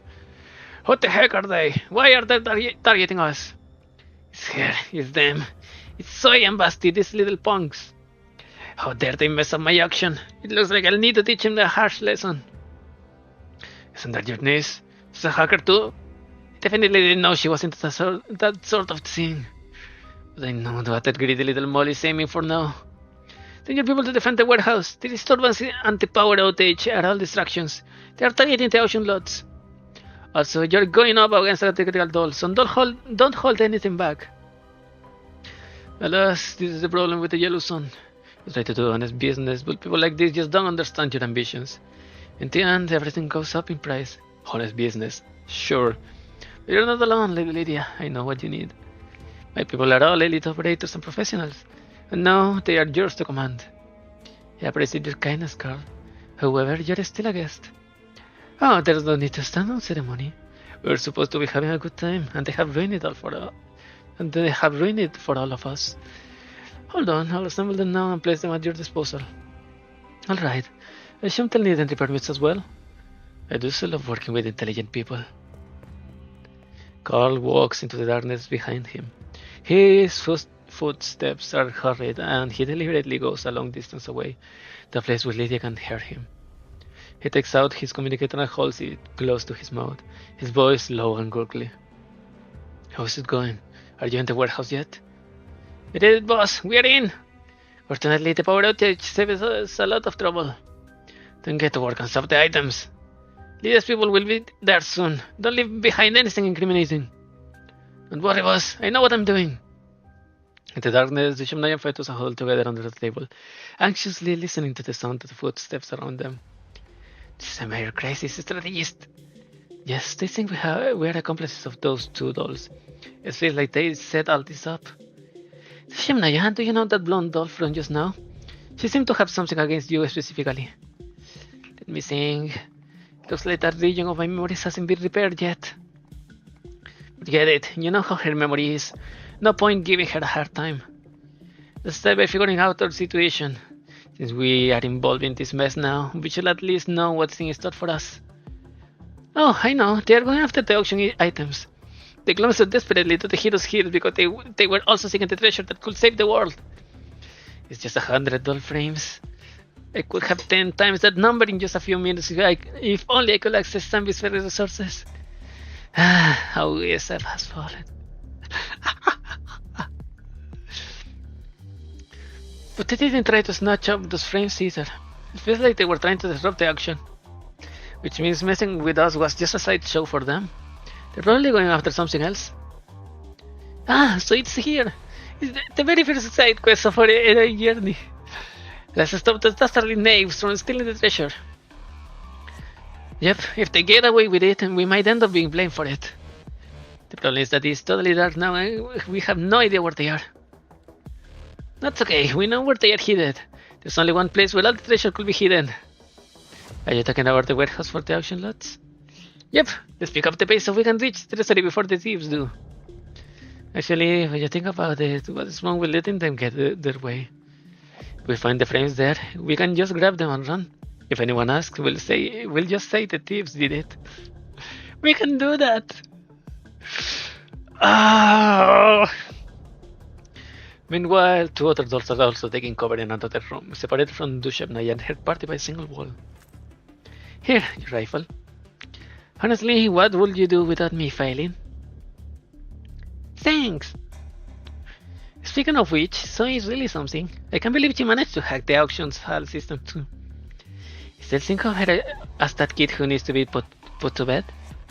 So is all grown up now. She's the leader of the bugs, and the kids all call her Big Sis too. Then we'll have to do our part, so as not to squander the bug's efforts. Yep, time to work hard. And since you have said as much, you can come up with our next move failing. Wait a minute, you're asking me?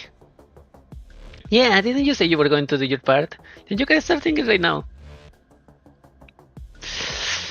I want to put her in a upside down in a barrel of water. But you're the one who does all the planning. Besides, didn't you fully plan out a big haste like this? Yeah, right. As if such a comprehensive and customized plan would exist. I only thought about how to sneak in. You decide how to do the rest. It's too sudden. Okay, fine. Our destination is the warehouse, right? Yep. So we should head towards the warehouse now. Yep. What's next? Then we'll do this and this and that and that. What? I like that plan. What? Meanwhile, a warehouse security guard is hiding inside a cabinet. Normally, he will be at his post to ensure no thieves can get in. However, it seems like there are way too many thieves surrounding the warehouse at the moment. Who's there? Passing heroes need not state their names to ordinary mobs. It seems like two groups of people have encountered each other. I asked you first, so you answered first. We are warehouse security. Your turn. Suddenly, the sound of intense gunfire fills the air. Your security? I'm here to take on security. Upon hearing this, the guard calls up even more tightly. Accursed villain! I bet you didn't expect us not to be security either. Target hostile status confirmed. Counter-attacking now. Just then, Basti and Fail drove into a burst of gunfire as they are sneaking along. What? We have been spotted?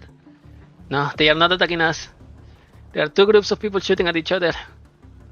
Lots of gunfire from one side. They got a numbers advantage. Their side doesn't have as many guns, but their tactics are much better. Could it be those two dolls on just now? Wonder who gave them the idea to make a move now. How dare they ruin my show? There are people here too. Are you with them? Damn it. This could have possibly gotten off a worse start.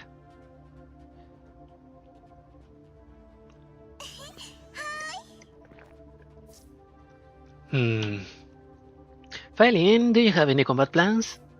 If not, I'm just going to beat up anyone I can find. Oh, that's my partner for you. Your battle plan turned out to be just like mine.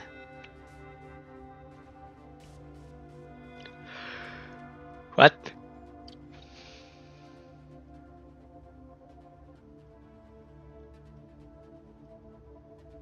Okay.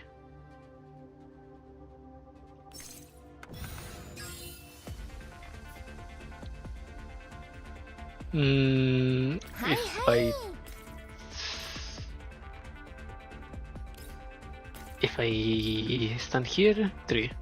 Okay, nice. Boom! ちゃんを怒らせたね。私がやる。And this one. 脅威を排除する。任務了解。 And 脅威を排除する。 this one is not going to trigger anything, so boom. 未来は定まった。 Aren't there too many enemies here? I don't know. Darkness has shrouded my eyes, and the fog of war blinds us. The Shemnaya cease fire. The Shemnaya stopped shooting. However, the chaotic firefight doesn't stop. Are they shooting at someone else? Did they seriously starting fighting? The people just now say they were security guards. Does that mean there's more than one batch of thieves? The situation got too complicated. We should withdraw for now. Since we're already here, we might as well finish the mission and grab the frames. You're saying to grab 100 frames? We can get them all out with the vehicle. If we come back empty-handed after causing all this chaos, what do you think that cruel or demonic commander will do to us? We'll definitely be scrapped, right? The commander's not that kind of person. But at this rate, things aren't looking good for us. At the very least, we need to figure out what those dastardly knaves are up to. You can just give up without knowing what's going on. You got a point. Those people are fighting over it with actual guns. The target must be very important. It would be bad if it fell into wrong hands and everyone suffered as a result. Let's go. If what the strategy says is true, we'll seize the treasure and keep the bad guys from getting it. Do you have bright thoughts from time to time in the ship, Naya? I think it's a good idea. I know, right? Wait a minute, I am hearing this right? Are you two actually serious about this? There's no time to hesitate. Just sit back and give me frame control authority for now. Elsewhere, in the middle of a tense web of gunfire, Filing tugs on Basti's tail. I'm not going to make that sound. Basti, don't get carried away. We have work to do. Right, work. Have you found the target yet? Yep, come with me. I found one that's just right. Not far away, a large group was advancing down the corridor towards the warehouse. How is it going? It's on. We're bringing the power back on now. Ah! Flashback! Just as the man finishes speaking, everyone hears an electrical hum. The lights come back and blast the entire area in stark white light, leaving no corner untouched. The scene is surprisingly still. The strange silence of dozens of people standing around as they adjust the light has an inexplicable air of piety to it. The light seems almost divine in nature as it purifies the area. It is as through the darkness, chaos, and gunfire from moments before were nothing but face we see. Even densely packed bullet holes on the walls seem in place. Only the aggregate stench of gunpowder and smoke in the air proves that the previous event had actually occurred. Do an inventory check, see if anything is missing. Soon, Lydia receives a surprising answer. Ma'am, nothing's missing. All lots are present, and the quantity is much up too. Huh? Lydia feels relieved and puzzled at the same time. Basti is a cunning little being. She knows well how to get what she wants. In fact, the entire process seemed pretty much perfect. First, she snuck a gun in to cause chaos. Then, she kept security busy by cutting the power. Following that, she fought a run-and-gun battle to the warehouse entrance. But in the end, nothing happened. Lydia can't help but wonder, did Basti retreat out of caution, or does she have another scheme in mind? Fortunately, her response came in time. We should rejoice that nothing was lost. Indeed, it was most fortuitous. As Lydia moves through the warehouse, her fingertips graze over the various crates. She needs to assess her losses ASAP and check if anything is missing. Use such things that she finds Carl standing in front of her. Let's carry on with the auction. We can finally do some proper business without those rats getting in the way. Remember what happened just now? My bid for those frames still stands. Lydia, you wouldn't refuse a gift from a friend, would you? Lydia smiles, quickly readjusting herself and switching back to the familiar rules of the game. Of course, I will never refuse a friend's request, much less a gift. What gift? 戦闘終了。脅威はすべて排除。 There's nothing left to gift. これで先に。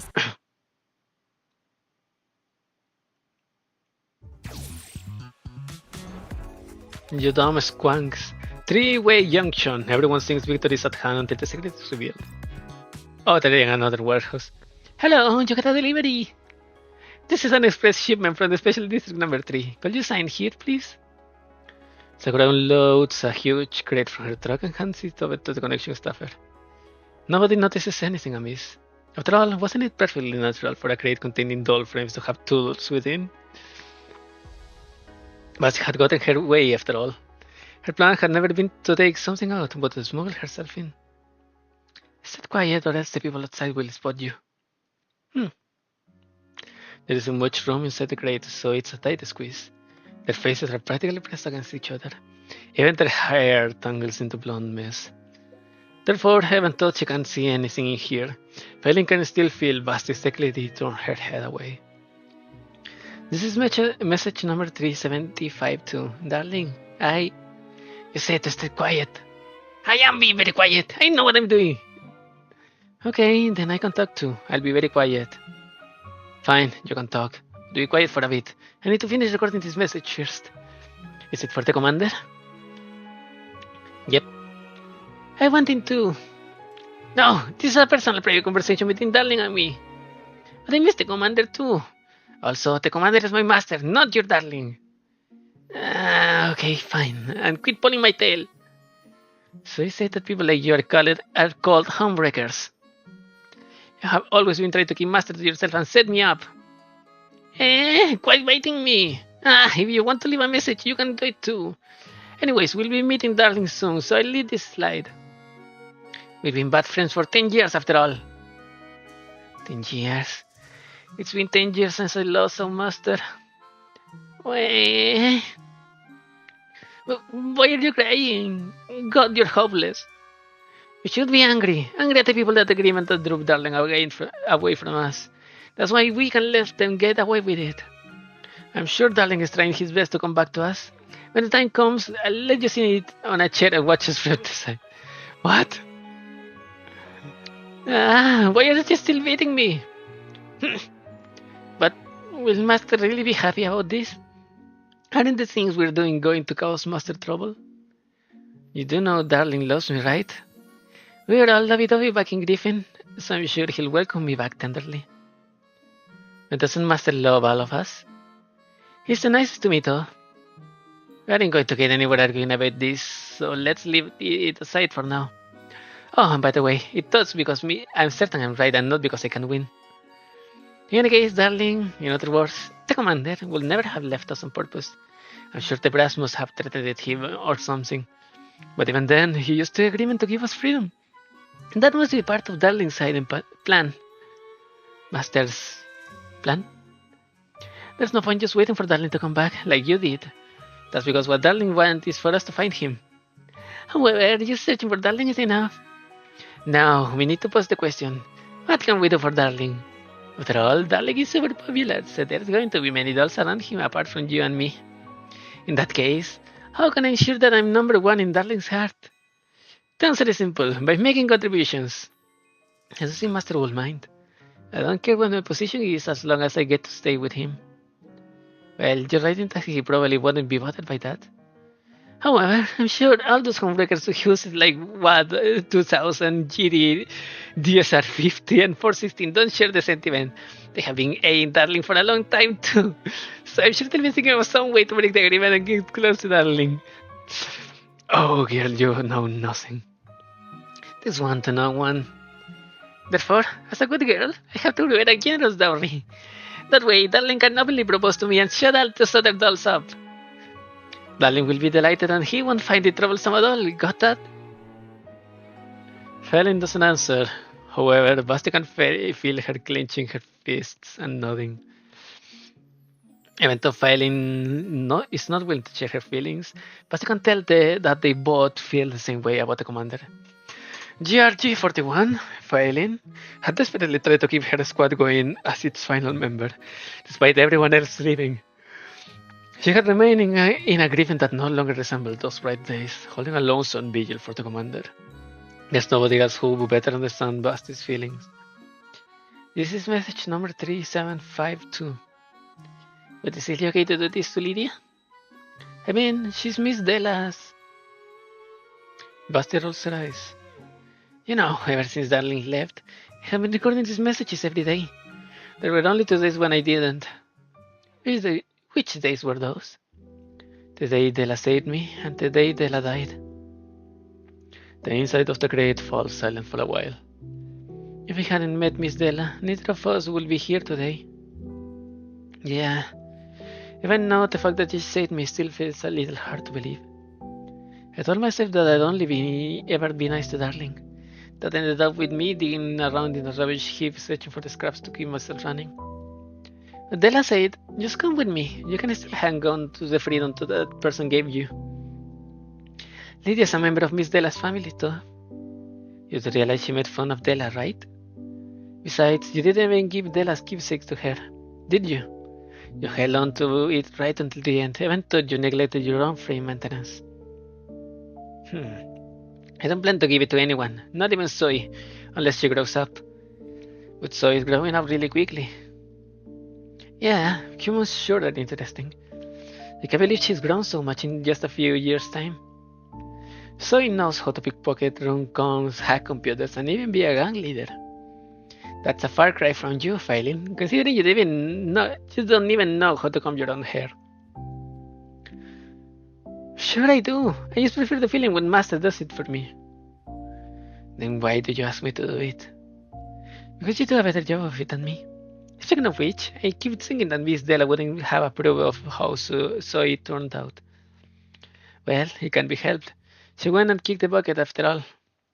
That meant the job of raising Zoe went to a bad kitty like me. And you know, there is no way I would have let her become a boring blockhead like Lydia would have wanted. Well, I'm sure Miss Della would have wanted Zoe to be a good girl. Zoe formed the book to help all those orphanage kids.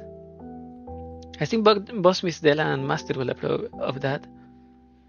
That's because Zoe is doing what she believes in, just as they did. The crate suddenly shakes. Someone has picked it up and it begins moving forward. The show's about to start. How are you feeling? Excited? Are we really going to do this? That's a beacon, you know. It's probably one of the most valuable things in the Yellow Sun. We can do it. Maybe not in the past, but we can definitely do it now. Much as I hate Lydia, an urban beacon is really something else. Once the box hacks into its systems, they can free it from connection grasp and take control of its movements. We'll have total information freedom in the Yellow Sun. We can find Darling or do whatever we want. I asked just now, but Lydia's going to be really mad, right? Well, she deserves it. Just look at these people in town, toiling day and night. Lydia makes money off their work and squeezes them for more money on top of that. Once the bugs take control of a beacon, they'll have a chance to breach the vast gap connection has in the communications field. That'll improve the lives of a lot of people. Will Miss Della be happy about that? Of course she would. So cheer up, girl. We're going to put the finishing touches on our 10 years of hard work. Also, once we have the beacon, the boss will have fulfilled their dream of obtaining a weapon they can use to show their capabilities. They'll take over the work they left behind, build an intelligence network, and make enough money to feed themselves. They'll also be able to help Darling like we can. At that time, you'll have kept the promise you made to Della. And I might be able to prove to Darling that I'm still a useful doll. Will Master praise Phylline? Will he pat my head? Basti hesitates for a moment, though it's not because she's petty enough to get jealous of Phylline over such a trivial thing. Rather, it's because she knows that there's only one thing that kept her going so far. The sole conviction that kept her mind from completely breaking down after Commander left is her imagination. However, she wants that outcome more than anyone else, and so she will behave herself more than anyone else. Of course. Come on, let's leave Darling a message while we're free. I can join in too? Yeah, let's do it together. This is message number 3752. Unlike all the others, there's a super clingy person here today. Come say hello to Darling. Master, can I call you Darling too? Hell no! In another room, suddenly the window slides open. The Shemnaya and Phytos acclaim being from the outside. The Shemnaya has a heavy-looking sack slung over her shoulder in a very suspicious manner. She heads over to the bed before putting it down. I still think this is bad. I can't believe we actually stole the frames. It's their fault for not guarding the warehouse. Plus, the crate with the frames in it was in a super obvious place. Well, we shouldn't have done that. The commander is definitely going to be mad at me. Don't be mad at me, Commander. It was all Nix's fault. Please don't tell me that it's Dorks. What is Dorks did. Shut up! Also, he's already a wanted criminal. You think this is going to bother him? Anyways, let's check the frames we got. I don't think we managed to get 100, but at least we didn't have to pay for them. Don't you worry, I was super careful in the way back. I definitely didn't go bopping into stuff. I just hope it will make life better for the others in the community. The moment I opened the bag, the Shemnayan Super's eyes cloud over in confusion. The items in the bag vaguely resemble the 10 doll frames, but as dolls themselves, they can immediately tell that these are 10 doll frames shells stuffed with certain devices. Steam strategist, may I know what these items are? I don't know, is there? My frame was manufactured by Sanvis Ferry, and it's nothing like this. The structure looks very weird, though. Could it be the latest model of doll frames? That's got to be it. Looks like this is what those people were trying to steal. I'm sure Supreme Leader and Helen will be delighted with this. No, that ain't it. The internal structure of these frames is very simple. They don't look like pieces of sophisticated machinery or anything. More importantly, they don't have any artificial muscle fiber bundles or any organic parts installed. Rather, they look more like purely mechanical frames. Oh, I get it now. The maker of these frames must have been a big fan of the Sanguisere design philosophy. I can't wait to see what these frames can do. Hold your horses, Nixie. These aren't doll frames at all. Even the external shells are imitations. These are just containers made to look like doll frames. And what they contain are probably bombs. I knew it! This was a trap set for us. The commander's enemies did it. They set this trap for us. Please stop. Damn it. This has the fingerprints of a high predictive strategic AI all over it. The enemy knew we'd come here on behalf of the community. They knew we'd come here to acquire frames of the commander. I mean, for a great undertaking. Damn it. Looks like we lost this clash of brains. But who's clashing with who here? How could an AI predict what you and the Shemnaya did? I mean, I didn't expect you to just bring back them here, you know? Right, let's go ask Helen. She's got a lot of experience. I'm sure she'll be able to tell if they are frames or bombs. You're going to talk to Miss Helen? It feels like we are going to get scolded, but that may be the best way to handle this. Just ask her not to tell the commander. The Shemnaya quickly makes a call. The Shemnaya? Is that you? Oh, you. Didn't I tell you to never shut off your communicator? What happened? Are you in danger? Helen! This is an emergency SOS! Well, seeing as you're so energetic, I doubt you caused too much trouble. Am I wrong? What happened? Could you help us to check these frames? Strategists say they were filled with bombs, while War Masters say they were high-end SF frames. I was just kidding! War Master, I thought you were on my side! Yes, and I regret it now! If I didn't know things would end up like this, I should have just done it myself at the auction lot warehouse. Was it about auctions or warehouses? Super, Faitosa, what have you done with the Princess Shemnaya? You know this is an important time for the commander. This is terribly responsible. But it was all for the good of the doll community. We didn't do anything wrong. It's not my fault. I tried to stop them, Miss Helen. Please don't ruin the commander's impression of me. Poor Fedosa. That's not important at the moment. Tell me right now, is the current situation dangerous? Is the surrounding area safe? Are you far away from large gatherings of people? I guess we're safe for the moment. You're currently at the inn, going through the spoils of...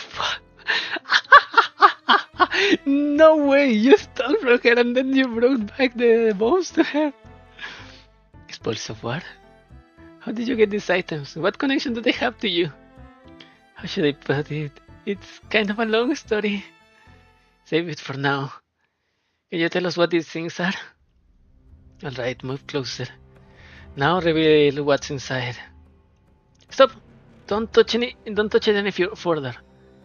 What's going on? Did I infringe on some taboo? Judging by the explosive detonators, it looks like military-grade C4 plastic explosive that have been rigged for remote detonation.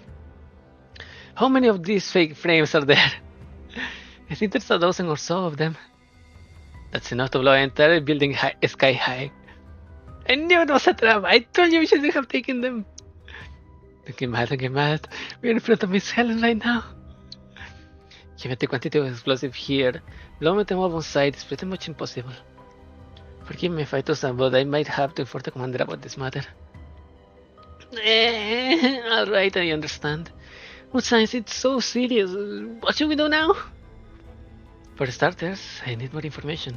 Please examine the items according to my upcoming instructions. Meanwhile, I need to know more details about the situation. Dushemnaya? Okay, I got it. Boss, everything's set. The sub went off without a hitch. We saw a crate of frames with fakes filled with C4. I just saw a cute little delivery girl moving into the HQ building. But now, should we proceed with the next step? No way! You sub Basti with explosives, and then the Shimnaya took the explosive. And you nobody got the real shells. I mean the frames. But you have done so far. Secure a promotion and a bright future for yourself. But what comes next is the true test. I'm going to bring you to the HQ. You know what to do next, right? Yes. Enter the beacon control center and install the generator. Pour over the details. The top brass will not tolerate failure. We'll never get a chance like this again. In particular, make sure you plant explosives on the locations highlighted by the engineers. We need to ensure the beacon control center is completely destroyed. But it was. I'll treat this like the most important thing in my life. This is the most important thing in your life. While Uncle Zimmerman can be very generous, I hate useless people. We recently lost Mokosh, and it was an important location in the yellow zone for us. Your performance metrics are going to look very bad if we can't deal with Port Mika. You sure you should be telling me all that? It's so you understand how important this is. Reason connection can sit pretty in this chaotic world if they have a direct line to the upper echelons of the UNC. I will destroy this beacon control center and sever Port Mika's contact with the outside world. They'll be mere lambs to the slaughter. If Uncle Zimmerman is willing to invest in a bunch of Yellow Zone rabble, he'll treat his capable people well. But you need to do well enough that people can ignore it. Then I'll just have some justification to put in a good word for you. Makes sense, right? Carl hangs up. Then he adjusts his outfit before returning to the meeting room like nothing happened. The auction has ended and the guests are talking in their tiny cliques. Carl makes a beeline for Lydia. Lydia, in my recollection serves, we talked about how we should visit Connections HQ sometime. Oh yes, I haven't forgotten, of course. I was waiting for your schedule to free up. Well, now would be the perfect time, no? In fact, I was wondering what to fill the rest of my day with. Carl and Lydia exchange smiles, but they each know the other is full of it. Visiting the HQ, that topic never came up before. Given the circumstances, however, this lie has become quite convenient, and thus it becomes the truth. Please come with me. Ah! I'll give you a tour or something like that. So let's try to get at least to BS13 minimum. Challenge. Flying cat. Alright, time to go over to the plan. Make sure to take notes. Our objective is the Beacon Control Center. It's Lydia's precious pearl, said to be the biggest one on Earth. As one of the major control hubs for Yellow Sun communications, getting into the beacon here requires the highest level of administrator access. Trying to crack it from the outside will require mil-spec hardware, manpower, and several months. So will you be sneaking into the Beacon Control Center? That's right. See this little device over here? So I made it beforehand. All we need to do is plug it into the Beacon Control Center and bugs will be able to access it remotely. As for the rest, we can leave it to Zoe. Got it! That was a real simple plan. No. The plan is simple, but execution is tricky. We can be discovered too early, so I direct us all right out. Now, I believe we have been dumped into a warehouse somewhere. First, we get out. Suddenly, the crate shakes. It seems someone's moving it. Why is the crate moving again? The label says that no plan survives first contact with the enemy, so we're better off calming down and resolving the issue. Listen, there is someone talking outside. Boss, I got the crate. I already scouted the route from here to the Beacon Control Center. I can get there in 5 minutes without anyone noticing me. The corporate henchman has successfully snuck into Connections Corp HQ. Because he's pretended to be Mr. Carl's bodyguard, nobody has given him any trouble. He made very thorough preparations, such as buoying the guards off and finding blind spots in the security camera network. All obstacles in his way has been eliminated. And now his mission has officially begun. The henchman loads the heavy crate into a trolley and pushes it towards the most distinctive tower on the premises. Said tower is the Beacon Control Center, the signature structure of Connections HQ. For security reasons, normal employees are not allowed to so much as approach it. However, this fact ends up playing right into the henchman's hands. Driven ambitious of wealth, he exerts himself harder than ever before as he deftly maneuvers the crate past all the sensors and security cameras in his way. Finally, he reaches a solid metal door. Greetings, your voice print ID, please. Clearly, merpics will not work on this sophisticated electronic lock. Going around doesn't seem practical either. It seems this is a hurdle he must overcome to get to the Beacon Control Center. With no other recourse, the Soak pulls out his communicator. Boss, I run into a bit of trouble. I can open the door leading to the Beacon Control Center. It needs a voice print ID. Can you help me out, boss? Carl snaps his fingers in what seems to be a casual gesture. However, it is a coded signal meaning affirmative. He happens to be having a casual chat with Lydia at the moment. Naturally, the latter hasn't noticed the microtransceiver tucked behind Carl's ear. Here's to you, Mr. Carl. Thank you for your gift. They clink their glasses and Carl downs the content of his glass in one gulp. A very trifle. It's been a pleasure working with you, Lydia. The vacation services you provided last time helped me make a tidy sum. In fact, it was a critical factor in earning my superior's trust. I also see many opportunities in you, which is why we should continue working together. I can assure you of an ever-increasing stream of returns in the future. Of course, I believe you'll keep your word. Do you believe in me or the person behind me? There's a slight edge to Carl's words. They both know how the outside world views Carl, that he's a failed playboy, a stray dog that Mr. Zimmerman took him for old time's sake. Mr. Carl, you were born in the White Sun, weren't you? What do you think of the Yellow Sun? I see many opportunities here. But the look on your face betrays what you really think. Indeed, this is a place where crude and barbaric people gather. But they are only crude and barbaric because instead of pursuing higher education and more refined goals, they spend their time finding food in the wilderness and keeping their families from freezing to death. Should I praise their tenacity then? They don't need our praise or our table scraps. If they had the same network access as the people in the Greens, or even the White Suns, if they had their education, they might be more pleasant to your eyes. My father was thought of working with the corporation to develop telecommunication services in the Yellow Sun, allowing its residents to enjoy basic communications free of charge. However, he was turned down, if I'm not wrong. Back then he was rejected by the ER group, the one your father worked for.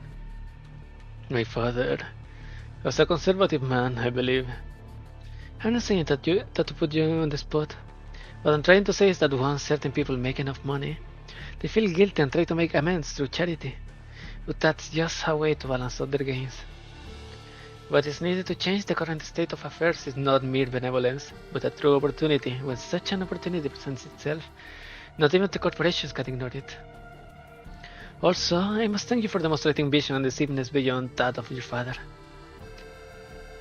Not every young master of the White Sun will come to Port Mika, so I'm glad to work with you, no matter who your backer might be. Carl stares hard into Lydia's eyes, hoping to see a crack in her noble facade. However, Lydia's mask is impenetrable.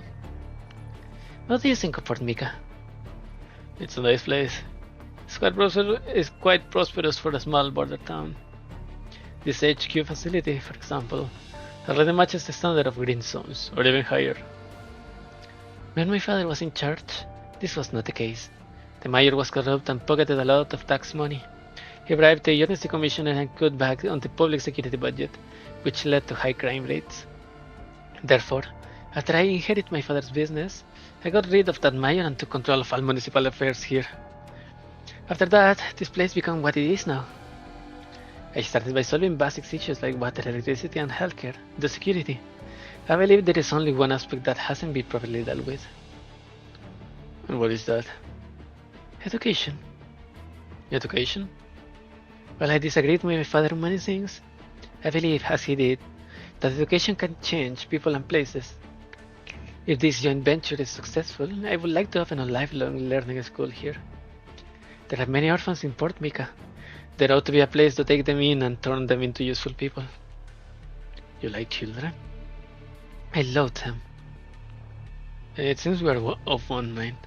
I guess I misread you. I had the impression that you like kids very much.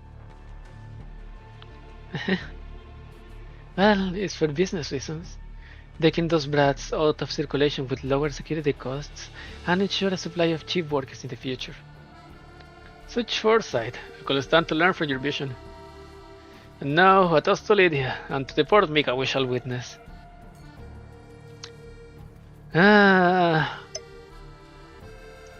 Two different kind of assholes. The same kind of slavers behind all that facade. Their glasses clink and Carl downs yet another drink. He's going through them a little too quickly. Back then I thought I'd draw into depths, but that person saved me. Not only that person gave me a second life, but I also persuaded Uncle Zimmerman to give me a second chance. After meeting that person, I realized just how shallow and dissipated I was. Though they were younger than me, they shone so much more brightly. I couldn't help but bend the knee to the great leader's charisma. That is good to hear. Therein lies an implication that all of us have the potential for a glorious future. That I have been granted a new lease of life, I don't care what people call me. Let them label me for a dog of Mr. Zimmerman or a lowly criminal. I only wish to devote myself to a greater cause. The profligate of the past is dead. I don't need to hide my wasted life with a glamorous facade. I simply want to climb ever higher and see sights I've never seen before. And I must thank you for that, Lydia. You're my second savior, an angel descending from the heavens. You flatter me, Carl. But I mean it. Every word. When the airborne beacon takes flight tomorrow, Lydia, you will accomplish something that ever the conglomerate could not. Many companies have been working on airborne beacons, but only Connection has passed the UNC's rigorous trial and meets the standards for use in the Yellow Zone. That is truly remarkable. Really now? Come now, such modesty is unbecoming. You know better than I do that this is a great opportunity to change the face of communications in the Yellow Zone. On the one hand, the purification projects, frontier development companies, and various corporations are all eager to expand the boundaries of communications. Connection signals coverage encompass all of theirs. This relieves the balance of supply and demand and places the initiative during negotiations in our hands. On the other hand, aerial beacons can create an unprecedented intelligence advantage in complex conditions that means the military will be desperate to acquire, just like. By now, you know how much I need you, right? Just tell me, Carl. What do you want me to do for you? I want you to get rich. I want you to to build more signal beacons, and then I want you to build them into a worldwide system. That will take time. Currently, they can only be produced at Port Mika, and we need the radiation conditions of the Yellow Zone to build and test the engine systems. The cost to construct similar production lines in other areas will be massive. Lydia, you still don't consider me a true friend. Carl fills another glass and then downs the whole thing. As you know, I have ample funding and map work that I can share with you. Money is always useful. If you invest in me, it will help convince my shareholders to raise production and our coverage. And that's why I'm here. The conglomerate would like a share of the profits. A sizable share to be sure, but they'll match it with an equally sizable outlay. Lydia smiles. This is exactly the kind of situation she's been hoping for. Whoever Carl's backer is, Carl is mortally afraid of failing them. Or perhaps failing them again. That suits her just fine. Lydia needs money and she's not picky about where it comes from.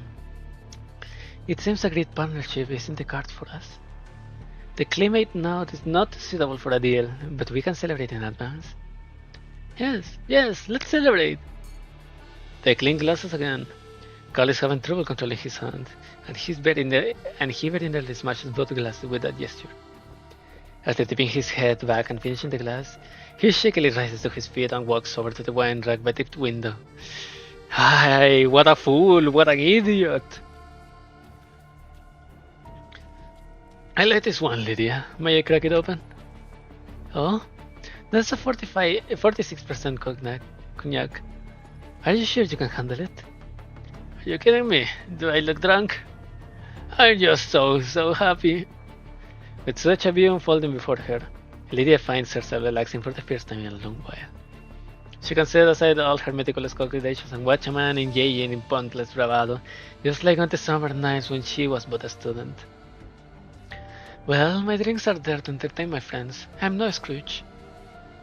Go ahead, open it. Open it. Carl's ears catch that phrase. He knows his earpiece has also captured it. Did he do it? He can hear cheering and the sounds of fireworks. The sound of women squealing in delight, the sound of his father applauding him from the stage. He pops a bottle of champagne and foam bursts from the brim. He celebrates with all his might, celebrating his cruise liner waiting anchored at the sea. He's starting to get tired. The ceiling spins overhead like helicopter blades.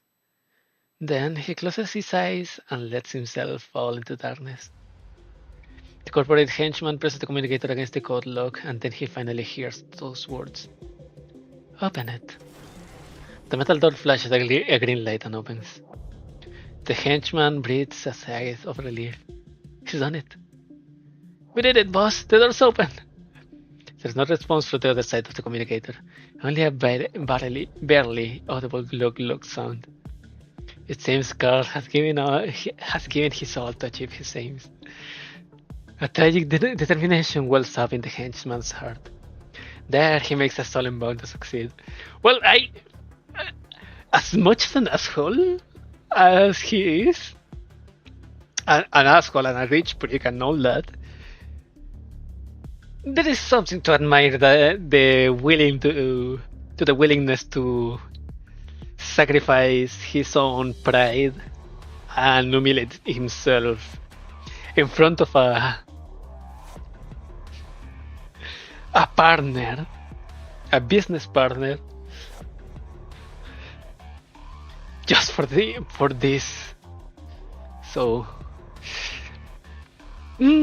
I'll treat you with a little bit more of respect when the guns end up pointing at your head. And so the henchman pries the crate open. Surprise! With a melodious exclamation, the two tactical dolls spring out of the crate. Boom! Boom!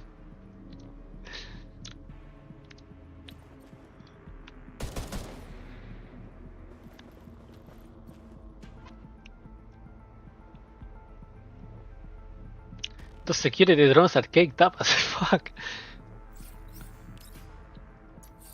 Hola conglomerate. Is there info? Helpful assault.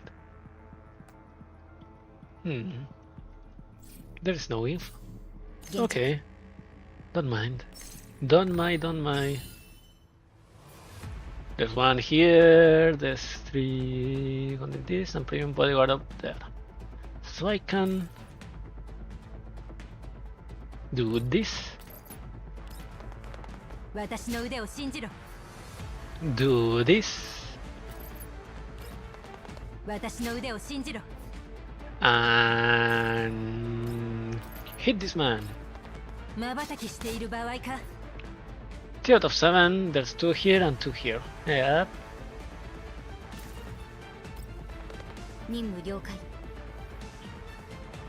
Let's get fighters to kill this one. These 2. And just dispatch them. Boom. So, what kind of problem did you say we might face? Let me see. Ah, there's none at all. Thanks for bringing us in. You're right, Damas. Basti kicks the unconscious corporate henchman aside, then heads over to the densely packed machinery inside the vehicle control center. Hello? Sorry, are you there? Did you fall asleep?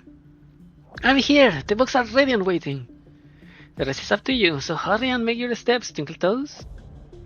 It's just hacking the firewall of the Yellow Sun's biggest telecom provider. You'll be fine. Given what you have gathered, you've probably been caught up in a terrorist attack. Contrary to Sweeper's claims, it's not targeted at our community or the commander. Do you have any guesses as to who the attacker might be? It was probably those 2 dolls who sat opposite to us. That wicked little blonde is probably capable of any and all manner of evil deeds. Doesn't seem like it to me. They are too high profile. If you ask me, that pickpocketing brat from yesterday is more likely suspect. I heard her voice over the loudspeaker before the power cut. So we'll never do bad things like that. You're even calling her by name. Are you friends with her or something?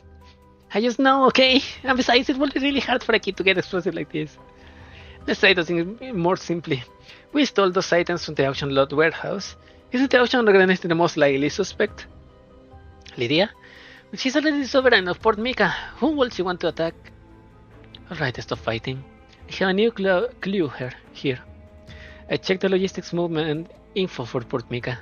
Most of the goods have complete documentation from the points of origin, so mixing contraband in is difficult. While the small scale makes managing things easier, the fact that the security here is on the level of greenstones is quite remarkable. However, there is one exception to this.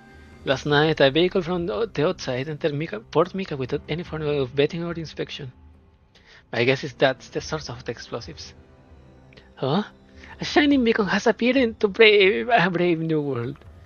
Cue credits! If we can determine the origins of that vehicle, we'll be able to learn the true identity of the Force of Darkness. That's what I was thinking. However, we didn't manage to learn much. All we know is that it was a delivery truck registered to Molnia Logistics. The owner's name is Sakura. No! Sakura, no! Achoo! It's not often that you see a doll sneezing.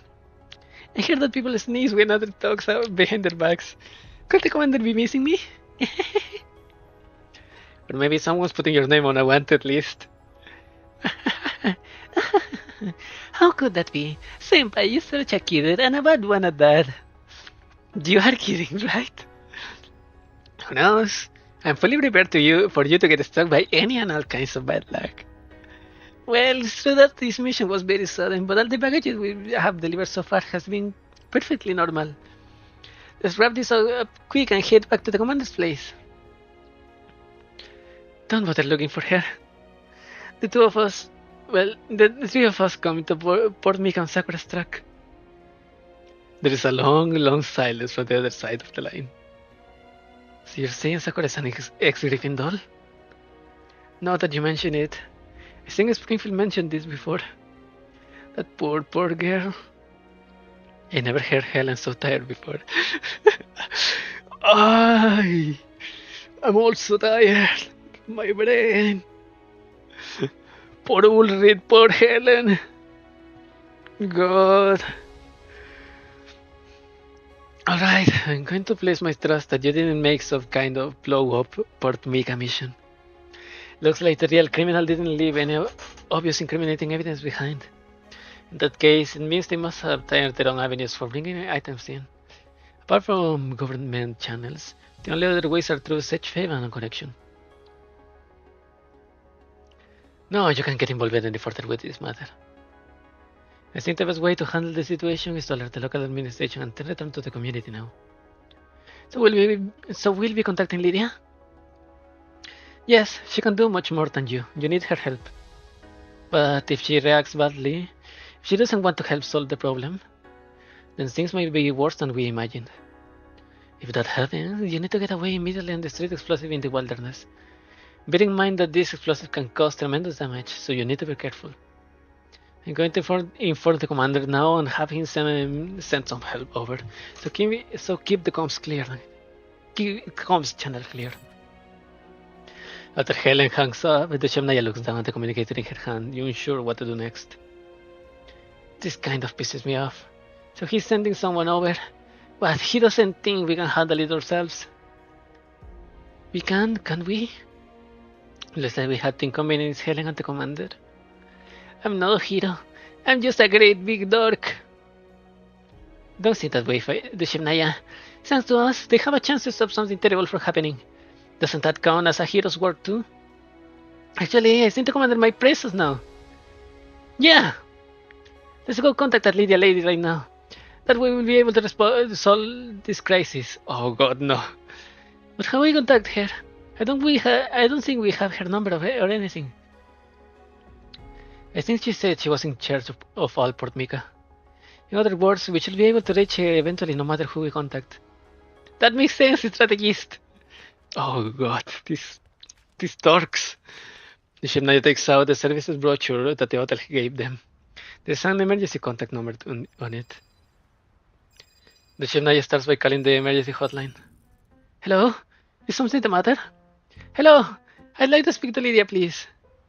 Lady Lydia? If you want a job, you can just call connection. The side hangs up on her.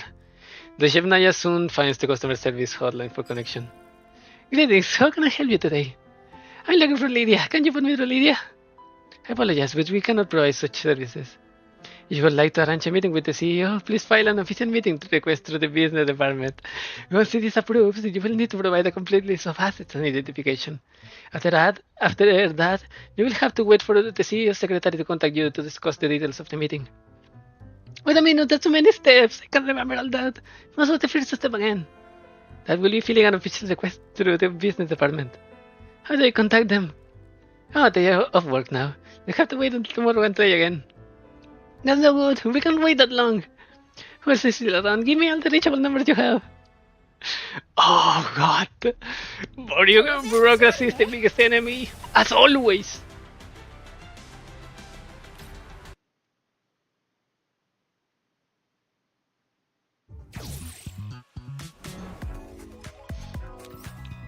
Cat in a box! You'll never know what's inside until you open it. Such a Schrödinger reference. While you're drowning, you can glimpse the true form of the iceberg. Let's do this one. Maybe the last one. If it ends up in a nice cliffhanger, then it will be the last one. Carl is awakened by the sunlight shining into his eyes. His head hurts. After getting up from where he is lying on the ground, he realizes that someone has thrown a wool rag over him. He recognizes his surroundings. This is Lydia's office. Apparently, he got blackout drunk last night. The room is completely unfamiliar, and he doesn't remember coming here. The only thing he remembers is the half-finished bottle of cognac on the desk. There is a note next to it. You look cute while you're asleep. Don't get up too late. See you at the ribbon-cutting ceremony. Carl makes a sudden realization. This is probably the biggest embarrassment of his life as a proper businessman. Still, he doesn't mind. Embarrassing himself in front of Lydia doesn't mean anything, because she won't be in a position to mock him for it much longer. Seeing his henchman has opened the door to the beacon control center, the explosives are probably set up by now. Carl turns on his communicator, but he doesn't see the mission accomplished message he was hoping for.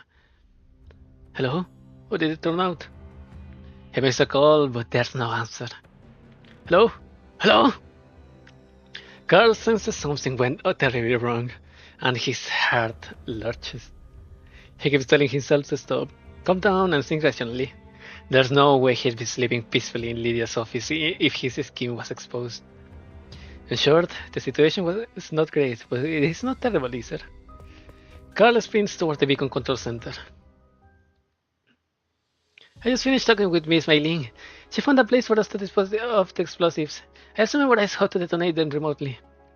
The Chef Naya, let's blow up the explosives first. Just one more, Carl. I am not dentro de Lydia. Swear is sleepy. That's what you said 3 hours ago. See, even this is falling asleep.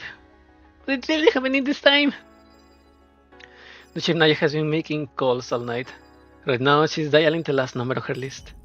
Hello, I'd like to speak to Lydia, please. Who is this? How did you get this number?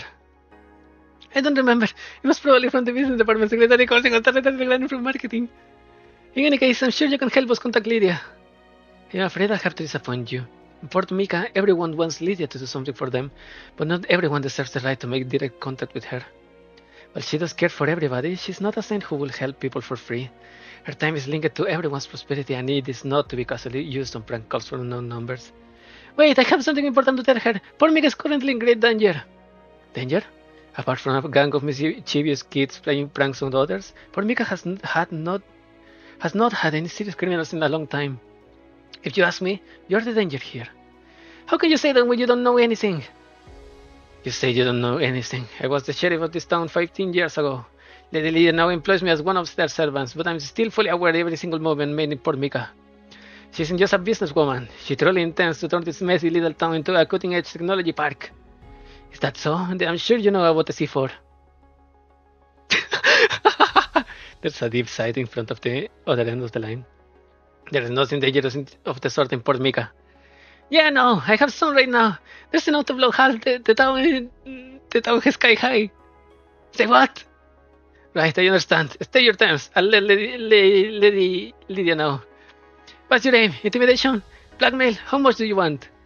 It's none of that. I'm just trying to do a good deed by reporting a crime. You have to believe me. Port Mika really is in great danger.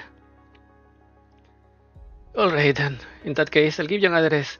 Hit there right now with the dangerous items you described. We'll discuss the rest when we met. Alright, we did it! Zoe excitedly bounces in her chair. There's a long string of characters in the center of the screen. This is the saver key for the beacon control center command systems. You're awesome, Big Sis! You really did it! This is the saver key for the beacon control center. It's the most complex thing on the planet. Carbolic soap. Does this mean we can broadcast command to the entire network? For example, send the box logo to everyone. I see sending out Big Sis sleep talking will be better. Zoe pants heavily and slows back into her chair. She's been up all night working on this, but after the excitement passes, she's left completely drained. It wasn't just excitement over a hard-won victory that filed her, but also heart-pounding palpitations and a feeling close to dread. It's just like the first time she grabbed Failing's gun to fool around. She feels like she's grasped something beyond her control. Thanks for the hard work, Zoe. How is it? Can we transfer control permissions over the airborne beacon now? Not just yet, but leave that part to me. Right now, what you need to do is rest. Don't burn yourself out. Zoe is as meek as a lamb in front of Basti, because it was Basti that taught her how to be defiant in the first place. She stands up from her chair and stretches herself while looking around. It is then that she realizes just how terrible her living space is. It's so damn hot and the room is a mess. 1, 2, 3, 4, 7. Looks like I finished 7 cans of coffee. I'm all out. Right. Since everything went well, there might be a celebration party later. Can't leave all this crap lying around. I need to tidy up. Several minutes later, Zoe leaves the house with a big bag of trash in hand. The morning sunlight is warm, the breeze is cool, and this walk is a comfort that surpasses all words. Zoe is in a great mood. It's about everything she sees is pleasing to her eye. Be it the scattered houses, the people moving back and forth. Suddenly, something very annoying comes into view.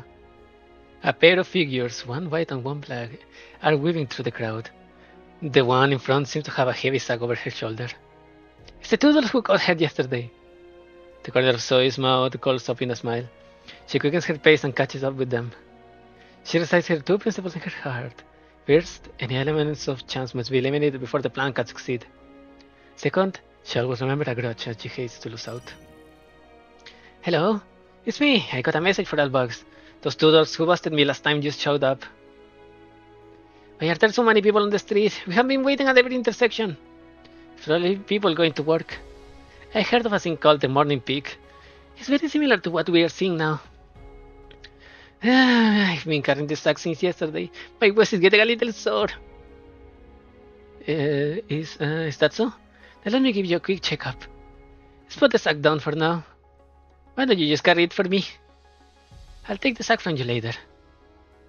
As the two of them talk, neither of them notice several small figures pushing a cart over to them.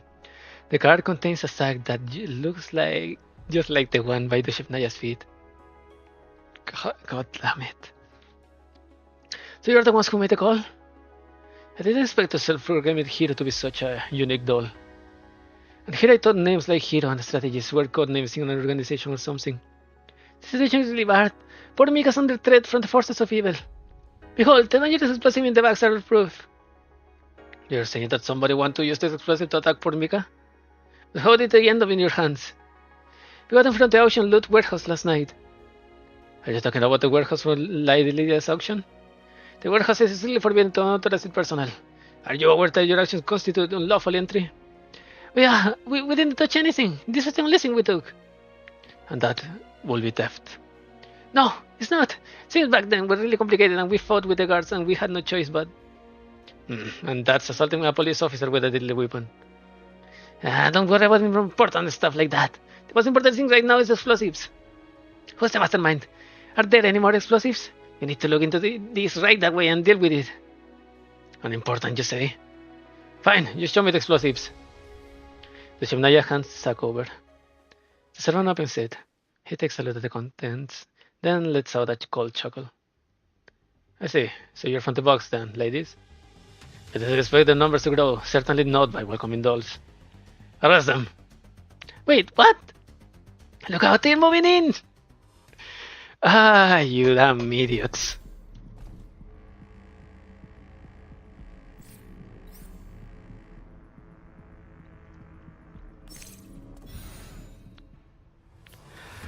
Blah blah blah blah blah blah blah blah. So there's only one there. There's two here. But I don't know if I can kill all of them. Nope. That one can be reached.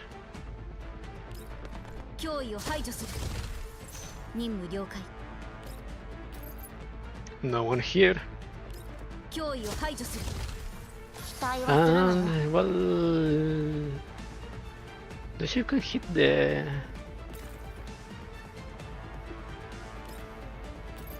Three out of 7. 4 out of 7. Well, there's... Here they are too.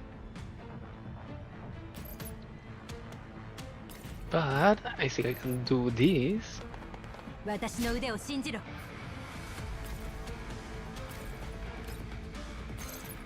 Boom.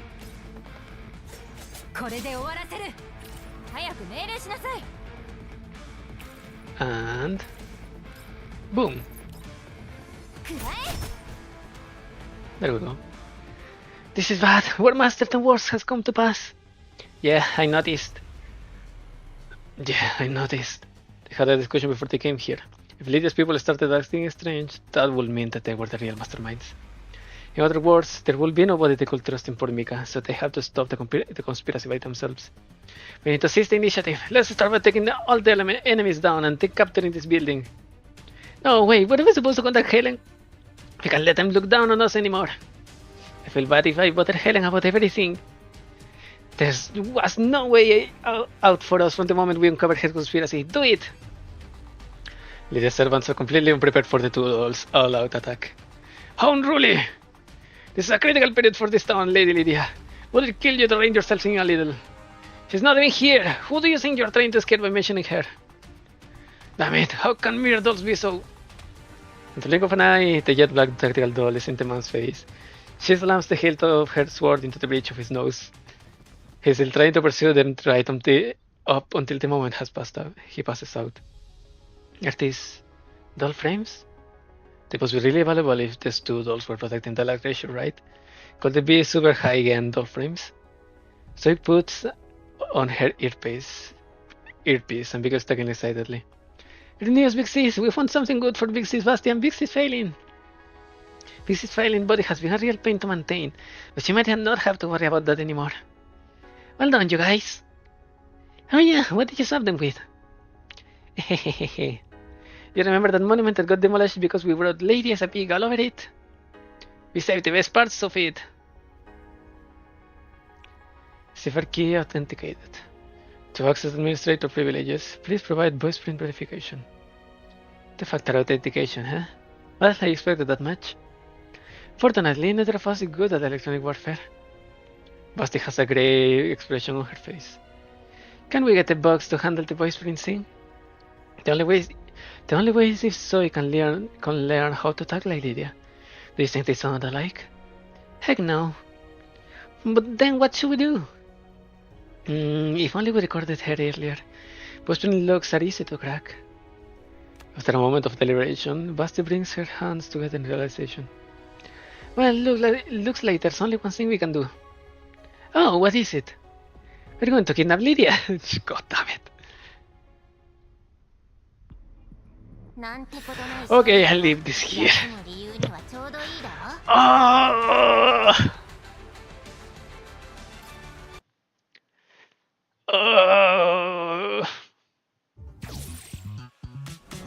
It's too much. When you're drowning, you can only glimpse the true form of the iceberg. Well, there's not much left. Maybe tomorrow or Tuesday I'll finish this. So yeah, that's it for today. So thank you for coming, thank you for watching, and I hope you come back next time. But I forgot how to say bye. Wait. Oh yeah, having against alternative has been Frontline Exilium. GFL2 Exilium. New Catgirl Overload event. That's it. I hope you come back next time. Goodbye.